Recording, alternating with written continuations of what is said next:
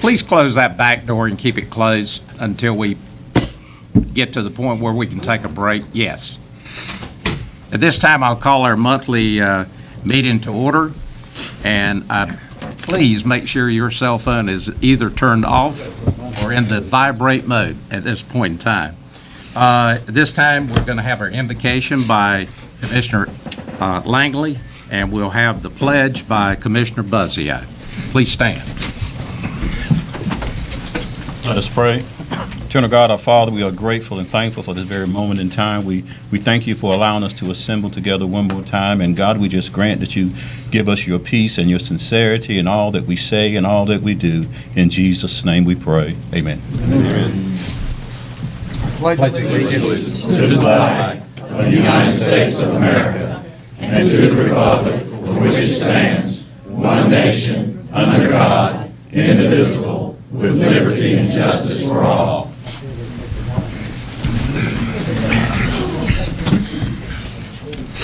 Okay, we're down to item number D, conflict of interest disclosure statements. Any commissioner have a disclosure or conflict that they would like to disclose?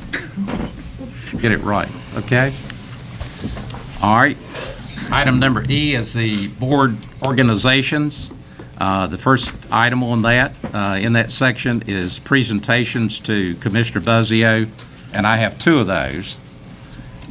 The first one here says this certificate is hereby awarded to Commissioner Ron Buzzio on the third day of December 2018 for outstanding service to the citizens of Beaufort County through commitment, dedication, direction, and leadership while serving as a Board of Commissioner representative to the Beaufort County EMS Oversight Committee.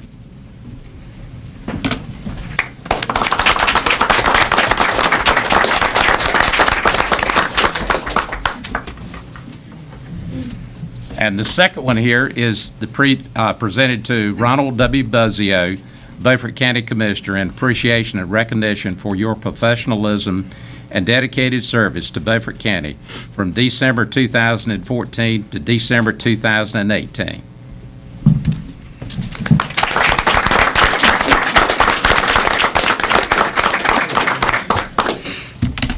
Mr. Chairman, if I may, I'd like to say a few words. Mr. Chairman, Mr. Vice Chairman, members of the board, and Beaufort County residents, it has been an honor for me to work with you and for the residents for the past 4 years. A majority of the board has been able to work together without compromising our core principles for the betterment of the residents of Beaufort County, and I thank you for that. As we know, if you want to address important issues, you must work together as a team. During these 4 years, we have been able to address a number of issues in a bipartisan manner. When we differ, we have been professional in those disagreements. It has not been easy to accomplish all that was required for our residents and county, mainly due to state funding cutbacks to the counties. There's still much to be done, but the incoming board, working together as a team in a bipartisan manner, will be able to address a number of issues. Hopefully the state will stop mandating unfunded mandates that impact our schools, tax abatements for solar energy facilities, to name a few. To the residents of Beaufort County, I say thank you for allowing me to serve as one of your county commissioners. And to the county employees who are the best, I say thank you for your support. And goodbye.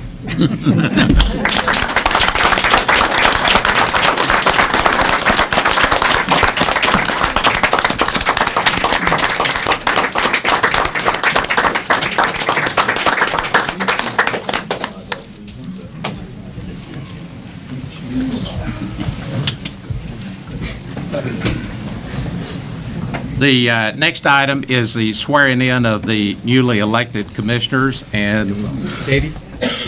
All right. Good evening, ladies and gentlemen. It's my pleasure to be able to be here to swear in the three commissioners newly elected. Get Commissioner Dethridge, Waters, and Booth. And gentlemen, before we bring your people up,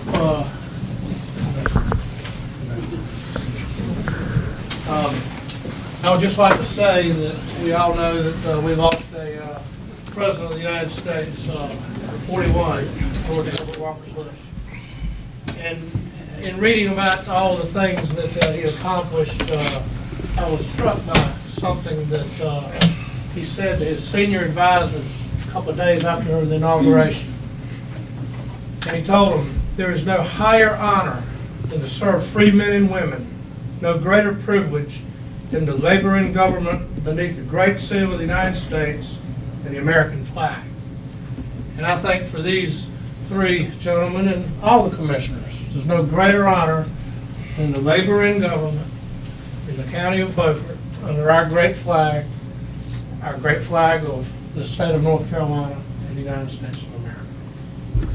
Gentlemen, if you would have your Bibles, and if you'd place your left hand on the Bible and raise your right hand.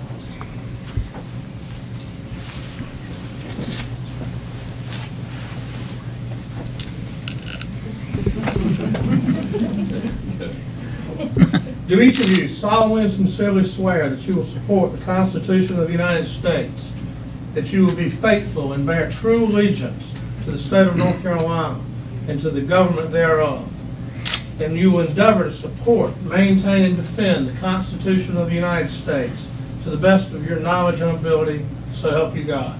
I will. And do you and each of you swear that you will well and truly execute the duties of the office as a member of the Beaufort County Board of Commissioners according to the best of your skill and ability, according to law, so help you God? I will. Congratulations.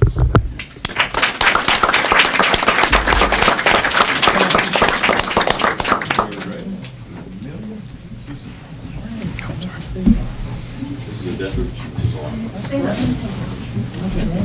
Yeah, hold on. I want to get a picture of the three of y'all over there, okay? Yes, sir. All right. All right. All right.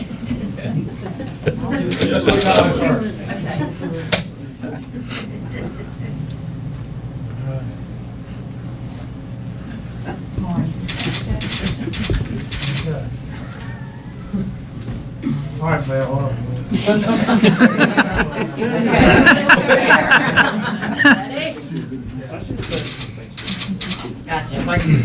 For everyone in this room, these are my two granddaughters. This is Amelia Susan Deathridge, Mira Grace Lockman, and my better half, Lynn. Good job. And this is Stanley. And then this is my grandson. This is Todd McKinney. I want to do something funky.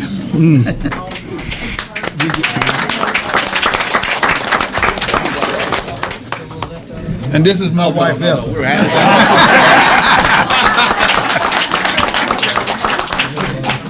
Y'all, I gotta go home. Mr. Chairman, give me just one moment to get my stuff. All right. This is probably the most fun we're going to have tonight.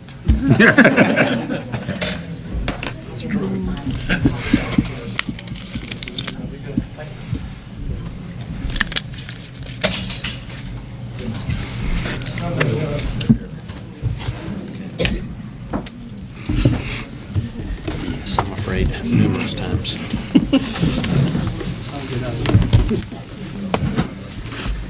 Get all my stuff together. And beverage.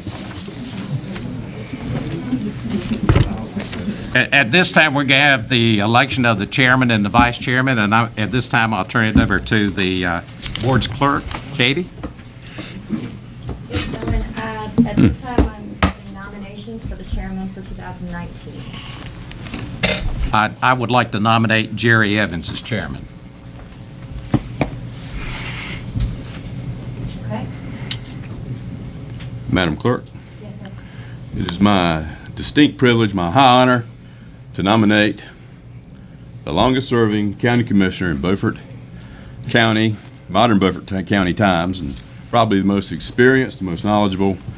And I've served for 18 years, and I got to put him on a pedestal ahead of me and above me. I would submit to you, for nomination, Hood Richardson.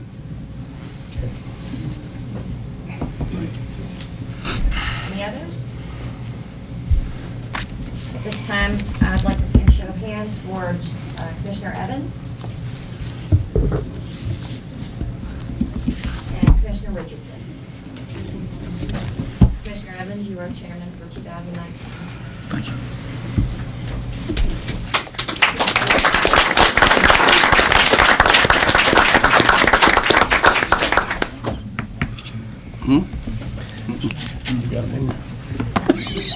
I got it. Chief? Yeah, I'll take it. It's got chairman on it. Just put your name out. Responsible for doing that. Yes, he'll do that. This time we'll take nominations for the vice chairman for 2019. Madam Clerk, Yes, sir. I nominate Stan Deathridge. Madam Clerk, Yes, sir. I nominate Jerry Langley.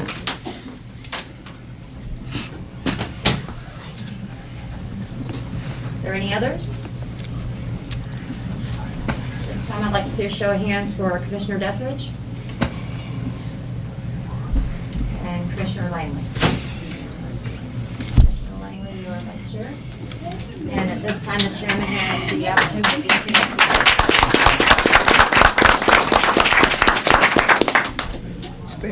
At this time, I'd like to ask Mr. Waters, Mr. Dessler, Mr. Swiss chairs. I've been there before. He ain't inside me.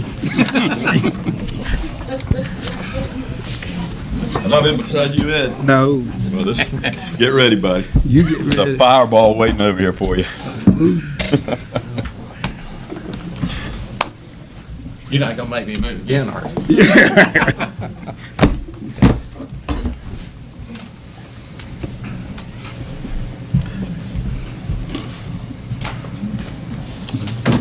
We're ready to move forward with the agenda. Now we're at items for presentation. Mr. Gil Davis. Commissioners, I'm here to represent the Juvenile Crime Prevention Council. Podium. Gentlemen, I'm the chairman of the Juvenile Crime Prevention Council for Beaufort County. I've been this since the early 90s. For the last 10 years, we have got the same amount from the state. And as of December 1st next year, they'll be adding 16 and 17-year-olds to our responsibility. And in all honesty, we don't have the funds to provide for services to these young people. And we request that you submit a resolution to the state legislator asking for an increase in the funding for all of the juvenile crime prevention councils in the state of North Carolina. Do any of you have any questions? Any questions of Mr. Davis? Thank you. Thank you. Ms. Betsy Bailey. Chairman Evans, we need a vote on the resolution. I'm sorry. Hang on one second.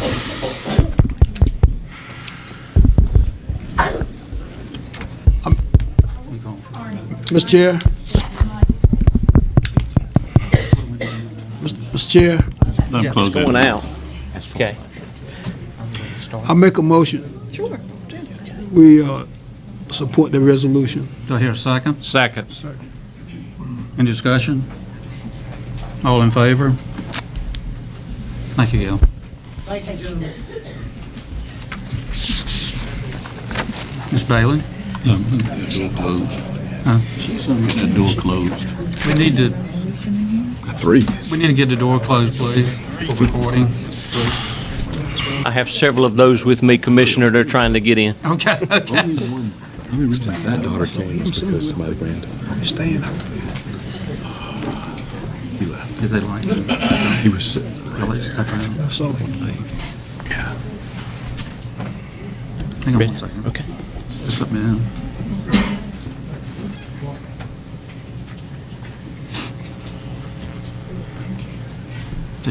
Be safe.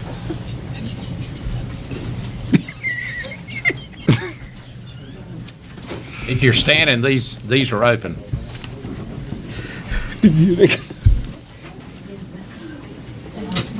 Oh, yeah.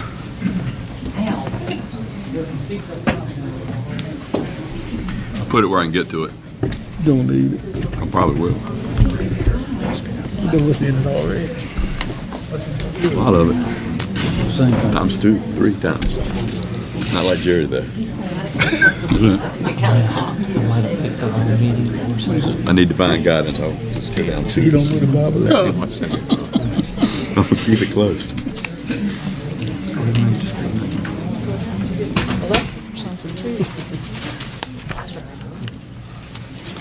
Ready, sir? You got all your people? Yes. Thank you. Thank you, Chairman Evans and Commissioners, for allowing us to present to you this evening.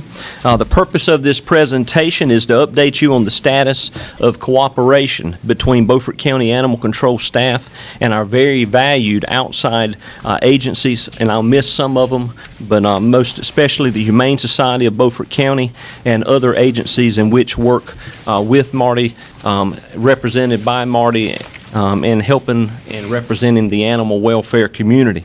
I'm sure each of you can remember not so long ago there was a spirit of disagreement that we had between our staff and some of those of outside of staff in the animal community, and we really had what began to be a failure of communication.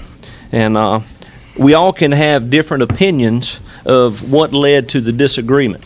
Personally, speaking and looking at it, I think primarily it was due to our separate structures and our separate missions, responsibilities in which we had. For instance, the mission of the Humane Society of Beaufort County is a major education push with an understanding of spaying and neutering. Beaufort County staff has a responsibility of words such as enforcement. Nobody likes to hear that word. But responsibility of enforcement of laws and ordinances, investigation of animal cruelties, and of course the operation of our animal shelter. And although at the end of the day, we all want animals to have a safe and healthy life, we do have two totally different missions. But we're here today to present some forward progress, I do believe, from where we have been. In the last 6 months, a voluntary advisory committee has been established with the main goal of serving as a mechanism for continued communication and improvement in the overall animal welfare system. And although we're not holding hands together and singing Kumbaya every day, we still have disagreements. We do have the ability to come around the same table and to talk about things and make forward progress. One of the major milestones in the forward progress, in my opinion, has been the development of the Betsy Bailey Nelson Coalition Agreement. And I'd like to say that the beginning of this agreement was brought on by Dr. Poffenberger. She brought to me what is called an similar accords, try to get it out right. And it started our conversations of coming up with the agreement you have in front of you. I'm not going to read the entire agreement because I know you've been able to see it, but there are a few things I'd just like to bring out. First of all, the mission: work together to save the lives of healthy and treatable companion animals, understanding that all stakeholders need to have a mutual goal of saving animals. Number 3, we believe the euthanasia of healthy and treatable animals is a community-wide problem requiring community-based solutions. Number 4, an agreement to foster a mutual respect for one another. Number 5, we understand that we need all communities to embrace the vision and the spirit of this agreement. Number 6, we understand the great importance of community coalitions, different groups going by things in different manners, but all working towards the same common end. Number 7, we understand the programs such as adoption, spay and neutering, education, cruelty investigation, enforcement of animal control laws and regulations, behavior and training assistance, and feral cat management are all important parts of trying to diminish or to be able to take care of our animals and diminish those that have to be euthanized. Number 8, we identify problem language which is offensive to each other in the group and try to refrain from that language. We believe the importance of transparency, the open sharing of accurate and complete animal sharing data and statistics. And lastly, as you see in number 10, support the advisory committee. We are committed to continuing dialogue, analysis, and potential modification of this vision as needs change and as progress is made toward achieving our mission. I would like to bring out who serves on this committee. Billy Laster, our Chief of Animal Control, Ms. Christy Barnt, our County Veterinarian of Record, Dr. Poffenberger as the Humane Society Board President. Sally Midgetts, one of our officers, is the Volunteer Program Director. Stacy Pack is a Volunteer Program Liaison. Miss Margaret Peterson, which she's not here, is she? Miss Margaret Peterson is our Feline Representative and Humane Society Liaison. Miss Barb Grew. Grau, I'm sorry. I always call her Barb. Where you at, Barb? I know you were in here. Okay, she's on the front. Miss Barb, and of course myself. So I want to thank each one of them for coming and representing their particular groups for us to come up with this agreement. And I'll just close with this, and then I'd like to turn it over to Dr. Poffenberger. So despite our different missions or responsibilities in which our organizations are tasked with, in my opinion, this agreement gives us a mechanism to sit at the same table and continue dialogue in how we can work together to save the lives of healthy and treatable companion animals. So we wanted to bring this forward. I know Dr. Poffenberger would like to speak with you specifically, and I'll turn it over to her now. Thank you. Yeah, I do think and agree that the accord was kind of a major accomplishment as far as outlining cooperation. The Humane Society of Beaufort County has a long-standing commitment to working with our local shelter. This commitment goes back to the early days of the organization and the county shelter. We feel that the continued cooperation benefits both the Humane Society and the shelter staff, as well as the citizens and animals of our community, much more so than either a duplication or a separation of our efforts. Volunteers have assisted in the shelter going back to the original shelter out by the airport. After appearing before the commissioners in the 1980s, the Humane Society and county committed to allow a cooperative effort to help the homeless animals. This allowed the shelter employees to get additional assistance from the society, whether it be in the form of volunteer assistance, supplies, or equipment that wasn't included in the budget. When the new shelter was built, again, with the blessing of the county commissioners, the Humane Society was tasked with forming a volunteer program at the shelter. The volunteer program in 2017 logged over 1,400 hours spent by volunteers working in and on behalf of the shelter. The belief was that the volunteers could assist, with them assisting in the shelter, officers could be free to carry out tasks other than cleaning, laundry, etc. A large part of our mission has always been and remains to reduce the overpopulation problem by increasing public awareness and assisting with spaying and neutering of animals in our county. One of the most recent achievements was when the Humane Society began paying the balance of the cost of spays and neuters on animals adopted from the shelter, so that we could assure that each one was altered before it left the shelter. This alone is at an expense of approximately $30,000 to the Humane Society annually, and this directly benefits the citizens of the county. Since many of the animals coming into the shelter come in from repeat customers or repeat offenders, more needs to be done to promote the spaying and neutering of the animals producing the litters that end up in the shelter. Promotion of spay-neuter programs would be best accomplished by a cooperative effort between local groups and the shelter. When Mr. Hedgepath began efforts to kind of reorganize some of the shelter practices, he commented that what we needed was a large spay-neuter clinic to solve the overpopulation in our shelter and in our county. He further stated that we have a society problem that results in pressure on all those involved in helping the animals. And, you know, we all feel like we need to do as much as we can to save as many of the animals as possible. Obviously, there are many different ideas on to how best save the unwanted animals. Reaching this accord lays out a program or a mechanism for us to reach cooperative efforts. We feel that it is essential to make it as easy as possible for other organizations to be able to rescue animals from our shelter. While encouraging local adoptions is important, recent history shows that there are simply not enough homes to rescue all the animals from our shelter. So we must streamline the paperwork and be able to allow other organizations to help us out with rescuing these animals. With so many animals needing to be rescued, we all are going to have to work together. Recognizing the changes made in the last year, we appreciate the full staffing of the shelter and the additional training that has been provided to the officers. You know, this has resulted in, I think, a better ability of them, to serve the public.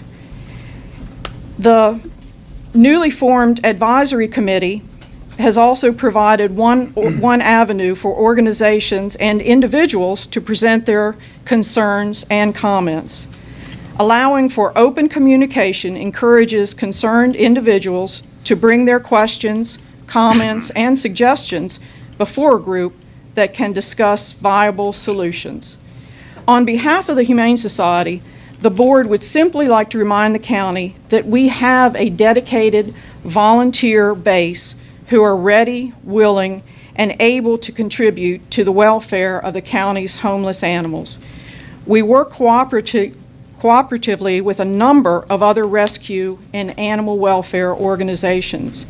We would like to continue in a significant way to contribute to the shelter, as we are as concerned for its future as we ever have been. The shelter and the Humane Society both serve the citizens of Beaufort County. We respectfully ask that the actions of the shelter reflect the concerns of the public. Thank you for your concern and for your commitment. Thank you.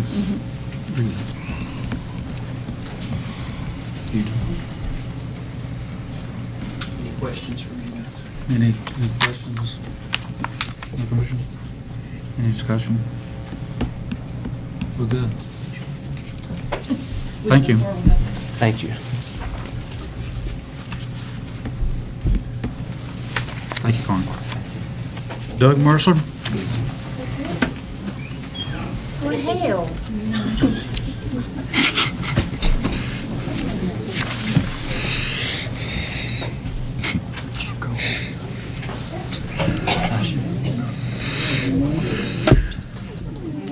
Commissioners?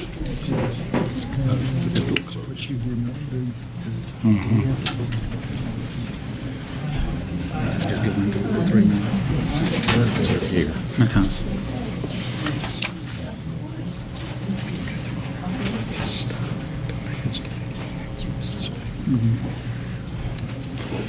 Thank you for giving me a chance to present tonight.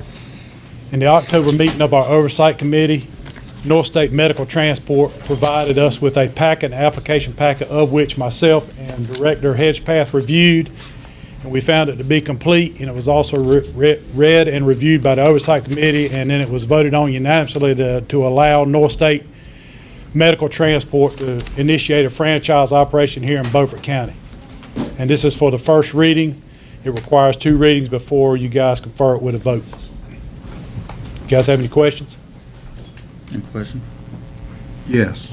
This is to provide transport services. Yes, sir. Non-emergency transport, ALS, advanced life support, and basic life support transport between facilities and point to points, from home to nursing home to doctor's office visits and things such as that. Do you think there's a need for more transport in Beaufort County? It's a free enterprise system, Commissioner Richardson. And like I say, they're just another enterprise wanting to come in and operate in Beaufort County. Okay. Mr. Chairman, Yes, Mr. how many of these services do we have in Beaufort County?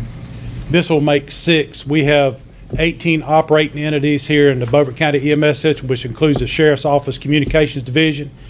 We have 5 operating non-emergency transport services now, and this addition will be a 6th transport service for the county EMS system.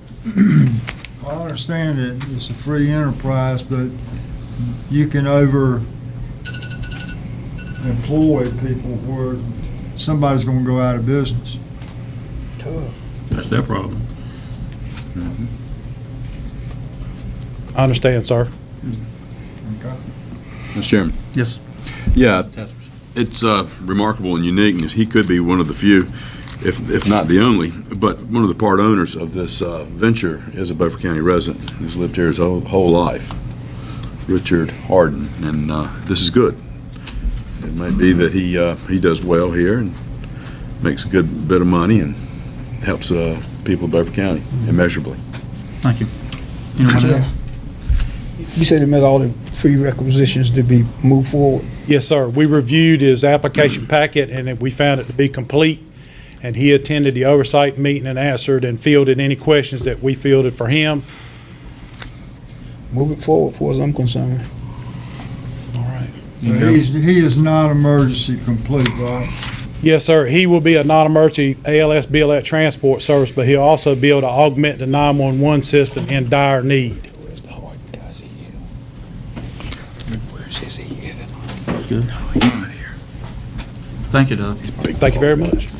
We'll move into public comments. Mary Lynch. Failsy fails. And he had asked that we be put, that I go first, and then we've got 3 others who would like to. There's a section where they're going to be up there. They're going to be here.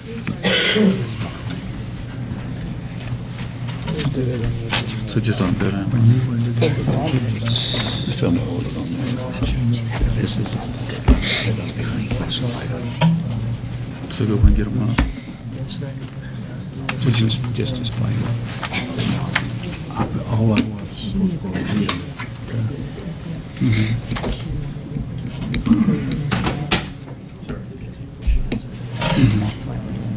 So I need to get a roll. I move.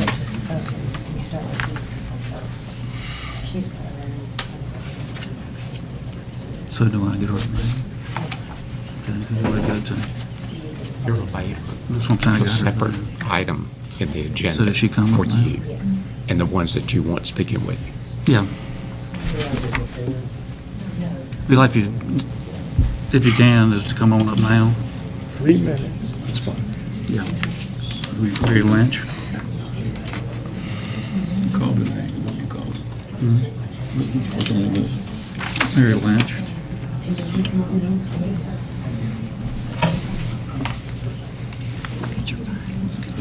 When I talked with Marlene on the telephone, we set up a separate item on the agenda, which is going to be later for her and the people she had speaking with us. We have a separate group that wanted to speak during the 3-minute public comment. So that's what we're trying to ask, if you want to speak now or you want to speak later. She's later. Later. I would like to speak second after Marlene. I'd go to the next. And I guess she's part of the same group. Ms. Norton, she's part of the same. Ally. Okay, so you want to move down? Okay. Yes, sir. All of them. Okay, in one group, okay. With one caveat. You need to speak before you vote on the closure on bids. Okay.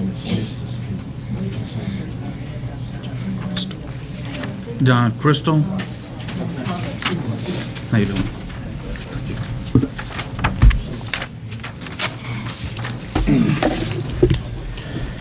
Good evening. My name is John Crystal. I'm the Democratic Precinct Chair for North Creek, the precinct in which all this rigmarole about the Pamlico Beach site is about. I don't want to spend a whole lot of time here. I have 6 questions. I'd like anybody up here to answer any of them in the briefest possible fashion.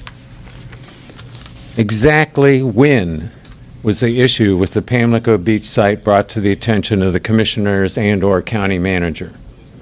Is there a month, a year? Can anybody answer that question? It's public comments right now. Right? Yeah. Questions come when Marlene in the next section. This is just strictly. Okay. to you. I would suggest you go ahead and read the 6 questions Okay. while That's you're fine. there. That's fine. Okay. So that's the first question. The second is, who drew up the current plan of action? 3, was there more than one counteroffer given to the present owners of the property? If so, how many counteroffers? How many times did it go back and forth? 6, what input opportunities from the citizens of the affected area were offered before the current plan was being formulated and publicly released? 7, is there a sunshine law in North Carolina? Closing. There are over 1,300 registered voters in the North Creek precinct, Democrats, Republicans, and Independents. So this is not a political party thing. This is bipartisan.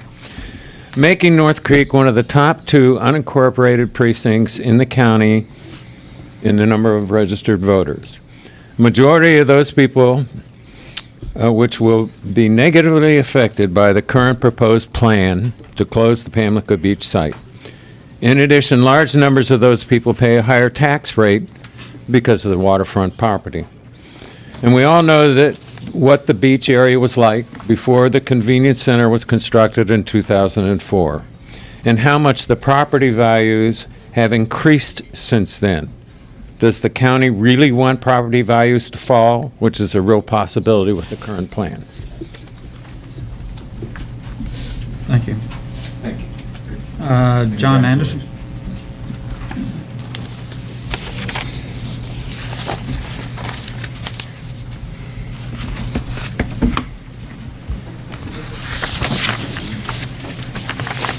Good evening, Commissioners and residents of Beaufort County.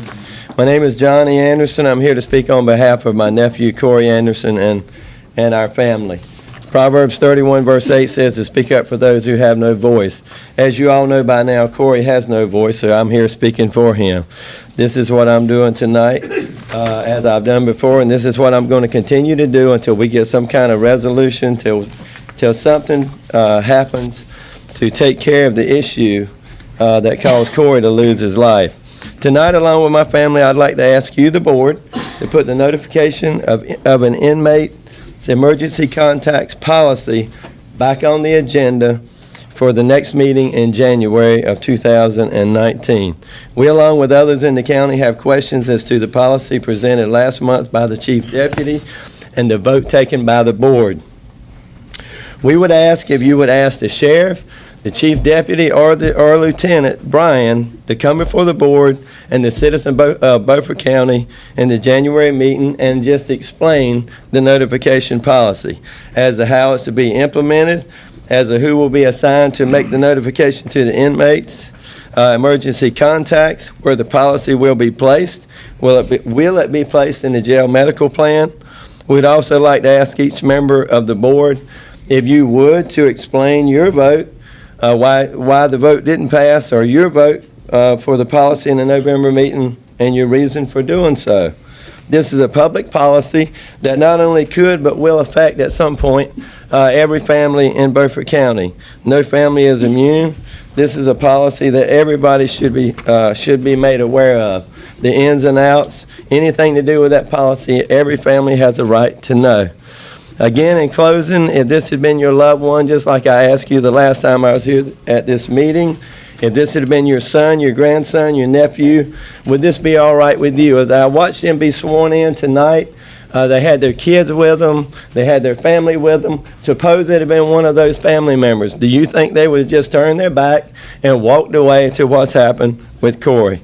I can tell you right now, there's not a one of you, I don't believe. If you would, you can raise your hand right now and say that, yeah, you'd walk away and it would be okay for what had happened to Corey to happen to your family member. Anybody want to raise your hand? I didn't think so. If it had been your son or your grandson or your daughter that suffered and died like Corey, you would be just as passionate tonight, the nights before, and the nights in the future, until, like I said, there's some kind of resolve to this issue. There has to be accountability. There has to be change. What happened to Corey was wrong on many levels. There has been an assurance, there should be an assurance to the families of Beaufort County that this is not going to happen to one of their loved ones. As I close, I just simply ask you again that this policy for the notification of emergency contacts of an inmate be put back on the agenda for the meeting in January. Thank you for your time, and God bless the United States of America. Thank you, Mr. Anderson. Yes, sir. Need a motion for approval for the items of consent. So moved. Second. I would like to pull one of those items from the consent agenda. Okay. Item number, let me find the consent agenda, 4, contract approval, commissary services, Chief Deputy Charlie Rose. That's for the jail.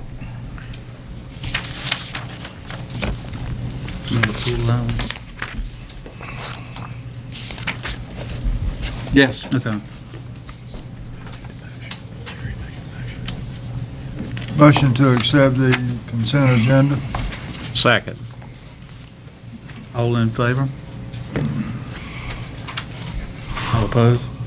I'm not voting for it because I really didn't have anything to do with it. Okay. Okay. So you're going to make that item 21? You will move forward down to item 21 on the revised agenda. That's not going to vote for anything else. Been a part of it. Okay, items for discussion. I will next time. Where did you put 21. item number 4? 21. Mr. Chairman? 21. 21. Yes, sir. Items for discussion. It's now time for the Pamlico Beach website closure.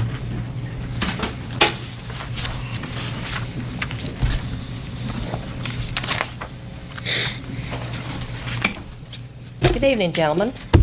Ladies and gentlemen. My name is Marlene Young, and I live in Pamlico Beach. My husband and I have owned our house there since 1991, and we moved here full-time in 2004. The purpose for my being here before you tonight is to make sure the convenience site, more commonly and lovingly known as the dump in Pamlico Beach, remains open. Residents of Pamlico Beach found out about the plans to close the dump from the newspaper. We woke up one morning. This is what we saw. Nobody said a word to us, took us into consideration. Nothing. The dump is dumped. That's not right. You didn't talk to us.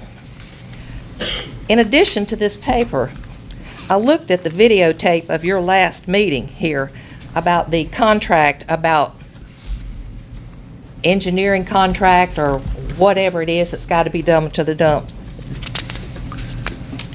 It sounded like you just, okay, this is a big trash can, we got to do something with it. That's not right. There's a lot of discussion in the government today about transparency. There was absolutely no transparency for us when this happened.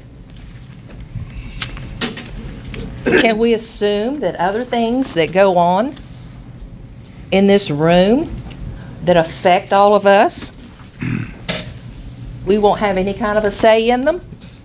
Let's hope not. We pay our property taxes, and we expect you to have our best interest in mind.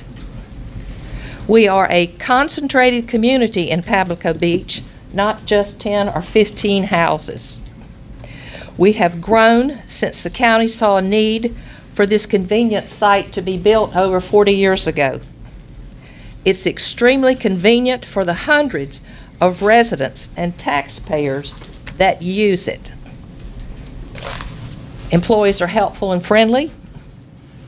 We see no need to shut it down and make us drive extra miles to another site that you're planning to spend thousands of dollars on when we have a site right where we are that is more than sufficient for the needs. We have people from different areas that come to our dump. It's convenient. We can dump what we need to in accordance to regulations. Ransomville is probably, you can't even hardly get up to put your trash in the dump. You have to walk up steps to get to it. Feel sorry for the handicapped people that have to do that. The site is an asset to our community, helping to keep our roads and surrounding areas neat and clean. From the small families, elderly residents, to the million-dollar homeowners, this site is a positive to our property values. We are asking you to leave our convenient site as it is. The farther we have to transport trash, the more of it that ends up along the side of the road. We are aware of the sale of the property on which our dump is situated and that Beaufort County refused to buy it at the price that was offered to them. Also, the former owners leased this land to the county for no cost for many years, but the lease was allowed to elapse. We have another speaker that's going to talk a little bit more about that. We have a community meeting set up December the 11th at 5:30 at our fire department. We don't want the dump closed. We're going to fight this. County Manager Allagood and Commissioner Waters have already agreed to come to this meeting, and we would like for all of you to come as well. Why build a better mousetrap if you've already got one that works? Now, Mary Lynch and Al Norton are going to be speaking as soon as I get down from here, and they have their own special things that they want to say. And John, I don't know whether you want to speak again or not. Yes. Okay. Thank you very much for listening, and we hope at least you will put off the number 8 thing on your agenda to award monies for the dump to be demolished. Thank you. You also have a petition. I'm sorry. I have a petition, 421 names. Do I hand this to somebody? And we have a letter from one of the older residents of Pamlico Beach about how this would inconvenience her and be a burden on her to have to drive the extra mileage. Mary? Thank you. First of all, good evening, everyone. I'm not a speaker, only on the phone. I'm a truck owner, okay? My name is Mary Lynch. However, I do live in Pantego.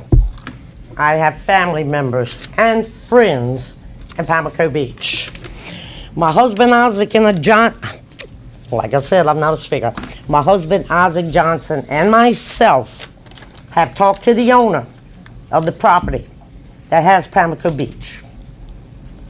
We have decided that we're going to buy the property at 109 Old Pamlico Beach Road. It's occupied right now by the dump, and which the community dump. Our proposal is simple. I will lease the 2 acres back to Beaufort County for 99 years. However, after 25 years, I will put it in my will. It will be signed over automatically to Beaufort County. Let's see here. All right. The price for the usage of the dump will be negotiated monthly, quarterly, or yearly. It will be no more than what you're paying right now for 5 points. That's up on 32. I'm hoping you accept. For to abandon it will cost thousands of dollars, not to mention the high risk environmental cleanup from spills over 50 years from compactors, bins, etc. The cost for environmental cleanup is astronomical, and you don't want the EPA coming in anyway. Meaning every inch of contaminated waste that's been there for 50 years would have to be cleaned up. But If you lease it, it'll be a win-win situation for the residents of Pamlico Beach, for my family members, and for the council members. Okay? That's all I have to say. Thank you very much. I have to stay here. I'm sorry, I had to go to Oklahoma City. I'm gonna be away then. What are you gonna do tomorrow? No, I think I'm bringing the truck down to pick me up. Okay. I apologize, but I do have to go. But if y'all do accept, you can let me know. Come on in. Okay. We'll just get on the CD. Oh, no, My name is Al Norton. I have a residence in Wilmington, North Carolina, and my favorite cottage at Pamlico Beach. My cottage is actually the nearest one to the dump. And so in brief, I believe I can say to you that trash availability was one of the reasons for my purchase. And the facility that we now have covers all of the waste types, which I've listed here through kitchen waste and metal appliances. The faculty is well run, and I've not heard any negatives on its performance. As a comment, I believe that two of you were on the board when I made a presentation that the group in Pamlico Beach requested. At that time, there were 300 signatures to retain the local facility. You were in the preliminary staging plan to consider closure, and I recommended that you have NC State industrial engineers and consultants in Greenville do a countywide location study. If your objective is to reduce the total number of trash sites, clearly optimization and location of those sites is important. As far as I was concerned, we were well received, and as far as I know, there was no activity on evaluation of the proposals or the studies. So I'm going to just take 1 minute. One can't do a complete study, but one can look narrowly at Pamlico and Ransonville on page 2. Between the two circles, there are 9 miles. Everything from Pamlico Beach East and West and others feeds through the Pamlico facility and would not count in an analytical analysis. The same is true at Ransonville. And the 37 miles from Ransonville to west of Bath really has no impact on the trade-off costs between Pamlico and Ransonville. In front of you, I have listed the consideration in a brief analysis. 18 miles from home and back for all of those who would have to travel. My understanding is there are 749 homes in the area, but I used the averages of the information we had of 300 Pamlico trash visits weekly, 200 to 250 in winter, 400 in summer. 51 weeks a year, I used 50. I considered the savings in cost from trash trucks, and I will move through it and say that one could evaluate this on several bases in terms of travel cost. If you use the IRS and county rates, it's 54 cents a mile, which is what the burden on residents would be. If you used only gas and maintenance, it would be 27 cents a mile, and I assigned $4 a mile to trucks. I got assigned $10, and it wouldn't make any difference in terms of cost of running the dump to speak of. In summary of my calculations, and I'll offer those to the group in detail if you want them, I'll pull them together. We now pay, all of us, $145 in trash tax. At 54 cents a mile, it would cost an additional $468 for 300 residents who currently use the dumps to travel to Ransonville. If you do it on 27 cents a mile, it would cost $221 a year, meaning that when you add the $145 of trash tax, depending on your assumptions, between $366 and $613 a year will be charged to each resident using the facility if they have to do it in Ransonville. In summary then, there are, on a planning basis, on page 3, more than just property values to consider. There's development being enhanced, and I'm going to just mention one to you. There's another 10 or so. Infrastructure is key to our future, and most residents would choose the trash management facility in Pamlico Beach to other investments or operating funds that we're aware of. On page 4, I simply show you what you already know. The Corps of Engineers has the only navigable channel off of the inland waterway on North Creek. I'm sorry, I apologize, Wrights Creek. And you'll recognize in the upper right corner the new ramp and property that the board participated in buying at Mills Point. It's definitely a valuable purchase with definitely a valuable future. The deepest water for navigation with outside interests asking for opportunities to have a look at it. In summary, that's an excellent investment. But most of the people I have talked to, if they had to make a cost decision for what I believe to be $25,000 to $50,000 versus the amount paid by the county for this facility, they would take the trash facilities. So we either ask for additional time or consideration to try to get this right. Thank you very much. Thank you.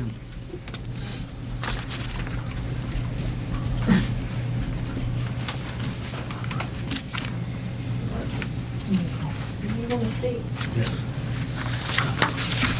Commissioners, ladies and gentlemen, my name's John Sager. I live in Pamlico Beach. Full disclosure, my wife works at the Pamlico Beach dump site. I was looking up, let me go to a couple of questions. Gentlemen, I understand you voted in a closed session, or this discussion was done in a closed session in October to close the Pamlico Beach dump site. You can correct me, but did any of you vote in favor of keeping it open? Raise your hand. Anybody dissent? Did anybody dissent and suggest we should keep it open? No? All right. I was looking at some numbers from the county. Yes. Go ahead. We can't vote in closed session. We came out of closed session and voted on. Oh, so then, did anybody vote to keep it open? I don't remember what the vote was. Did anybody dissent or argue to try to keep it open? I mean, since it was you guys, you should remember. Sorry, can you repeat that? It was not a vote on whether to keep it open or close it. It was a. So it was a discussion, you decided to close it? Nobody suggested anything about maybe the need or anything else, so. And I'm not trying to put words in your mouth. I just want to get an idea what we're up against. Okay. And 0 for 7. 6. 6? Okay. But I take it that you didn't support keeping the dump site opened? Oh, I'm fresh here. He was not. Excuse me, I I'm going didn't to be know. asking questions in a minute. All right. I was looking at some numbers. I called a county employee here, and if I mispronounce any names along this, please forgive me. I'm not that good at names. Anita Radcliffe. She's in finance. I asked her what Pamlico Beach costs to keep open, what the county pays to keep that open. And roughly she said about $30, which is used to pay the salaries of the employees that work there. $30,000. I'm sorry. I'm nervous. I really am nervous. I'm sorry. About $30,000 for the salaries, and that's pretty close because that's about what I came up with. So the county's paying for the salaries of those people, and it's my understanding, but you can correct me. We've been told nobody's losing their jobs. Does anybody care to comment on that? Is that so? Can we get a comment on that? Mr. Chairman, I think you should explain that this is a public comment session. Right. And All right. we can't answer a question. Oh, okay. We're into the We're in agenda. All right, then I'll We're just, into the agenda item? Yeah, we're in discussion. When did we do that? I don't mean to jump a gun. It's my first time here, so if I'm blowing the protocol, Okay. 15 please minutes forgive me. I'll go along then and say that it's my understanding, and we've been led to believe, that nobody loses their job. So this $30,000 that would be saved is not going to be saved. Nobody's losing their job. Then we go for the other part of keeping Pamlico Beach open, the maintenance for gravel or some other things. And that's roughly $3,000 a year. So there's $30,000 we're not going to save. We're going to save $3,000 a year. And it's my understanding that you have an engineer's estimate for like $51,000 plus to revise the sites. That's about 17 years of keeping Pamlico Beach opened, and you get to save the $51,000. So I don't know whether you've looked at the numbers in Beaufort County. According to the demographics in the county, we've lost jobs year on year, from this year to last year. Kind of surprising with the economic growth we've seen elsewhere. The Pamlico Beach budget, as part of the budget for the trash, solid waste, the $3,000 a year represents 0.096% of that budget. Less than 1/10 of 1% of that budget. And for some reason, this is going to happen. This is going to be some big savings. The projected budget for solid waste for 18 was $240,836. The appropriated budget for 19, $3,433,868. That's an increase of $193,032, or almost a 6% increase in the solid waste budget. Now,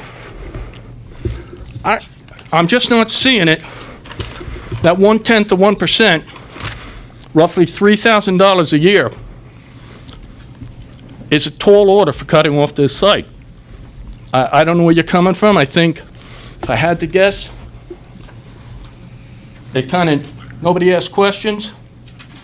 Nobody pursued, what was going on. So I say we should keep the site. It's a good site. Nothing wrong with any of the other sites, but Pamlico Beach is a raised site. People don't have to, quote, go up steps to dump their trash. Why would we spend money in another site, 17 years worth of money? Why would we spend that money to improve another site so we could close Pamlico Beach? It's not in the future of it's not in the long-term future of Pamlico Beach, and I'm not sure putting 3.5 people out of a job, or 2.5 people out of a job, is really worth that. Thanks for your time. I appreciate it. Thank you. I hadn't really planned to say anything, but I do have one question I want to ask. My name is Kim Watson. My husband's family has had property at Pamlico Beach since the 1930s. I think what brought this decision to a head and what has created a frenzy of activity all of a sudden is the fact that someone failed to see that the lease had expired on the dump. The lease expired for 3 years before anybody took notice. And so when the family said, you buy that property now, you no longer have a lease, it suddenly created a burden for the county. On whose watch did a lease expire and not be noticed for 3 years? Can anybody answer that question? I mean, somebody's got caught with their pants down. I don't know any other way to say it. And you're supposed to be representing us when the lease was not renewed, and then the family comes up and says you had to buy it. This should have been solved 3 years ago when the lease was up for renewal.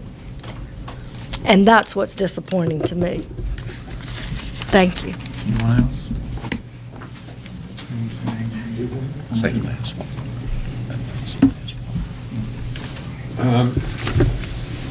John Crystal again. Mr. Chairman, you have a copy of Yes. my questions, and I will give this to Katie on the way out. I certainly hope, that these can be addressed. I don't know whether anybody at this time is ready to answer any of these questions in a succinct manner. Exactly when was the issue with the Pamlico Beach site brought up to the attention of the commissioners or county manager? I'm looking for a month, a year.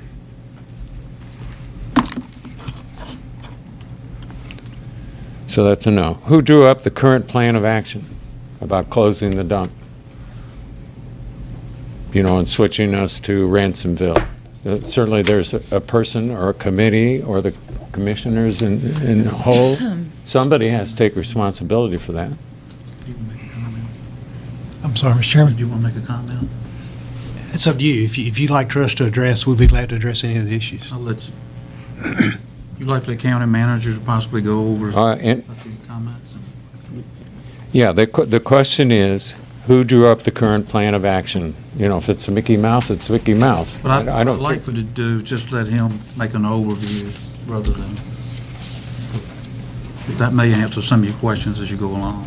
Okay. Well, I'm not really interested in an overview that ship has sailed. I just want to know who the person is that presented this to the board for action. Mr. Chairman. Yeah. I for one am really cold on this issue. I don't know anything about it. I would appreciate an overview, and I might have some questions myself. Yeah. If you will, let Brian speak, please. Is that okay? Sure. Okay.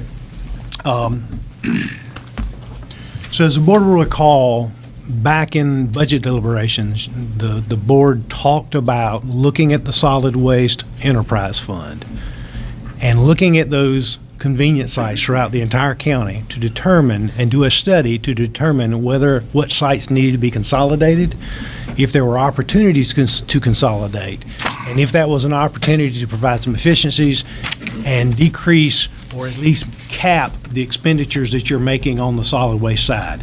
As you'll recall, solid waste is an enterprise fund. It is not a tax fund. It is not funded by general tax fund dollars. It is funded by the fee that's assessed for every property owner who has a house on it in Beaufort County. Those fees are used to maintain the convenience sites, to operate the convenience sites, and to pay the tipping fees throughout the entire county. So any trash that's picked up in the county is paid for in disposal by the county. So if you live in a city or if you contract with a service that picks up your trash, you're simply paying for them to pick the trash up, the labor to do that. The county, through that cost or through that fee that it assesses on the tax bill, pays the cost of that. Okay? So in looking at that during budget time, the board directed us to look at and to put together a study. We have engaged a firm, CDM Smith, to start that process. That process will start after the first of the year in looking at all those sites, looking at the ownership of those sites, the cost of those sites, the improvements to those sites, what would be needed, and then the mileage radius. We talked about a 10-mile radius on what would be an appropriate radius to put sites at and to look at. Obviously, this is all for the board to consider and determine if you want to stay that way or whether you want to do something different. I received a notice from Mr. Jeanette, who is a Timberlands manager, who is in a contract with a family that owns the property. It's my understanding that there's several tracts of land in that part of the county that are owned by the family. It's a family trust, I think, now. And he inquired about, actually went around and around a little bit because they originally went to Republic to ask them about it. The assumption is correct in that, and back in 1983, when the property was under ownership by an industrial firm, the county had a contract with that firm to lease the site at no cost The county put the infrastructure in place. The only agreement in there was that if it came out within a certain amount of time, that the owners of the property, the industrial company, would pay the county back for those costs that they had incurred to put that site there. The lease was for 20 years. So that lease expired on 2003, okay? The property was acquired by the Mills family in 2001. There's a memorandum of understanding, or there's a memorandum of the lease that's recorded in the register of deeds. So that lease agreement was known to the family when they purchased the property. So that occurred in 2001, and again, there was a 20-year lease with the original industrial firm that expired in 2003. Since 2003, the county has continued to use that site. There's been no conversation with anyone about that site. There's never been any issue about that site regarding the ownership or the use of that site until we received a letter from Mr. Jeanette. And essentially, Mr. Jeanette, there were several back and forths, but he wrote us a letter in September that said they had given us their offer or told us what they would accept for the property. As you will recall, they wanted $20,000 for the property. They said that the buyer would pay for all the surveying, the deed preparation, the closing cost. The county attorney would prepare all the documents and handle all the closing, and copies would be sent to them. It said if our terms are not accepted, then we require that the convenience site be removed no later than 30 November. The board was consulted about property negotiations, as you're aware, in a closed session in which you discussed property negotiations. At that time, the board decided not to proceed with those negotiations. And as such, Mr. Jeanette's letter saying that if you do not accept our terms, then you need to be off the property. We contacted Mr. Jeanette and said, we don't have the time to get off that property as quick as you'd like for us to do, because we, under the original lease that occurred back in 1983, have a responsibility to return that property to its original state, less the trees. So take the mound down, clear it up, take the fence down, and put it back to its natural state, less the trees. So we asked that be allowed to do by the end of the year. And that is where we came back at the last meeting with the engineering firm that gave us. We discussed that with Mr. Jeanette and said it's going to take us some time to get an engineering firm in there to look at it, to make sure it's done correctly, to make sure the environmental aspects are taken care of. So the board voted at the last meeting to do that, and that's where we stand today. I'd be glad to answer any other questions, Mr. Chairman. I've got some questions. Since, again, I'm cold, I don't know anything. I'm no less than everybody in this room on this issue, I'm sure. What was the amount did Mr. Jeanette ask the county to pay for the property? $20,000. $20,000. How many acres is it? It's between 1.8 and 2 acres. 1.8 and 2 acres? Yes. I guess my next question would be, has the county already made a decision to leave that site, a firm decision to leave that site? Since I did hear you say a study would be enjoined after the first of the year? Yeah, the direction that staff was given was that the board did not accept the terms of the conditions of the offer. And so we were bound by the letter to move off that property. So we've started that process to come back to the board for their approval of those contracts. And Mrs. Lynch, is she still here? No, she had to leave. Did she buy the property from Mr. Jeanette? Sure, they're in process. They've accepted her offer. Yes.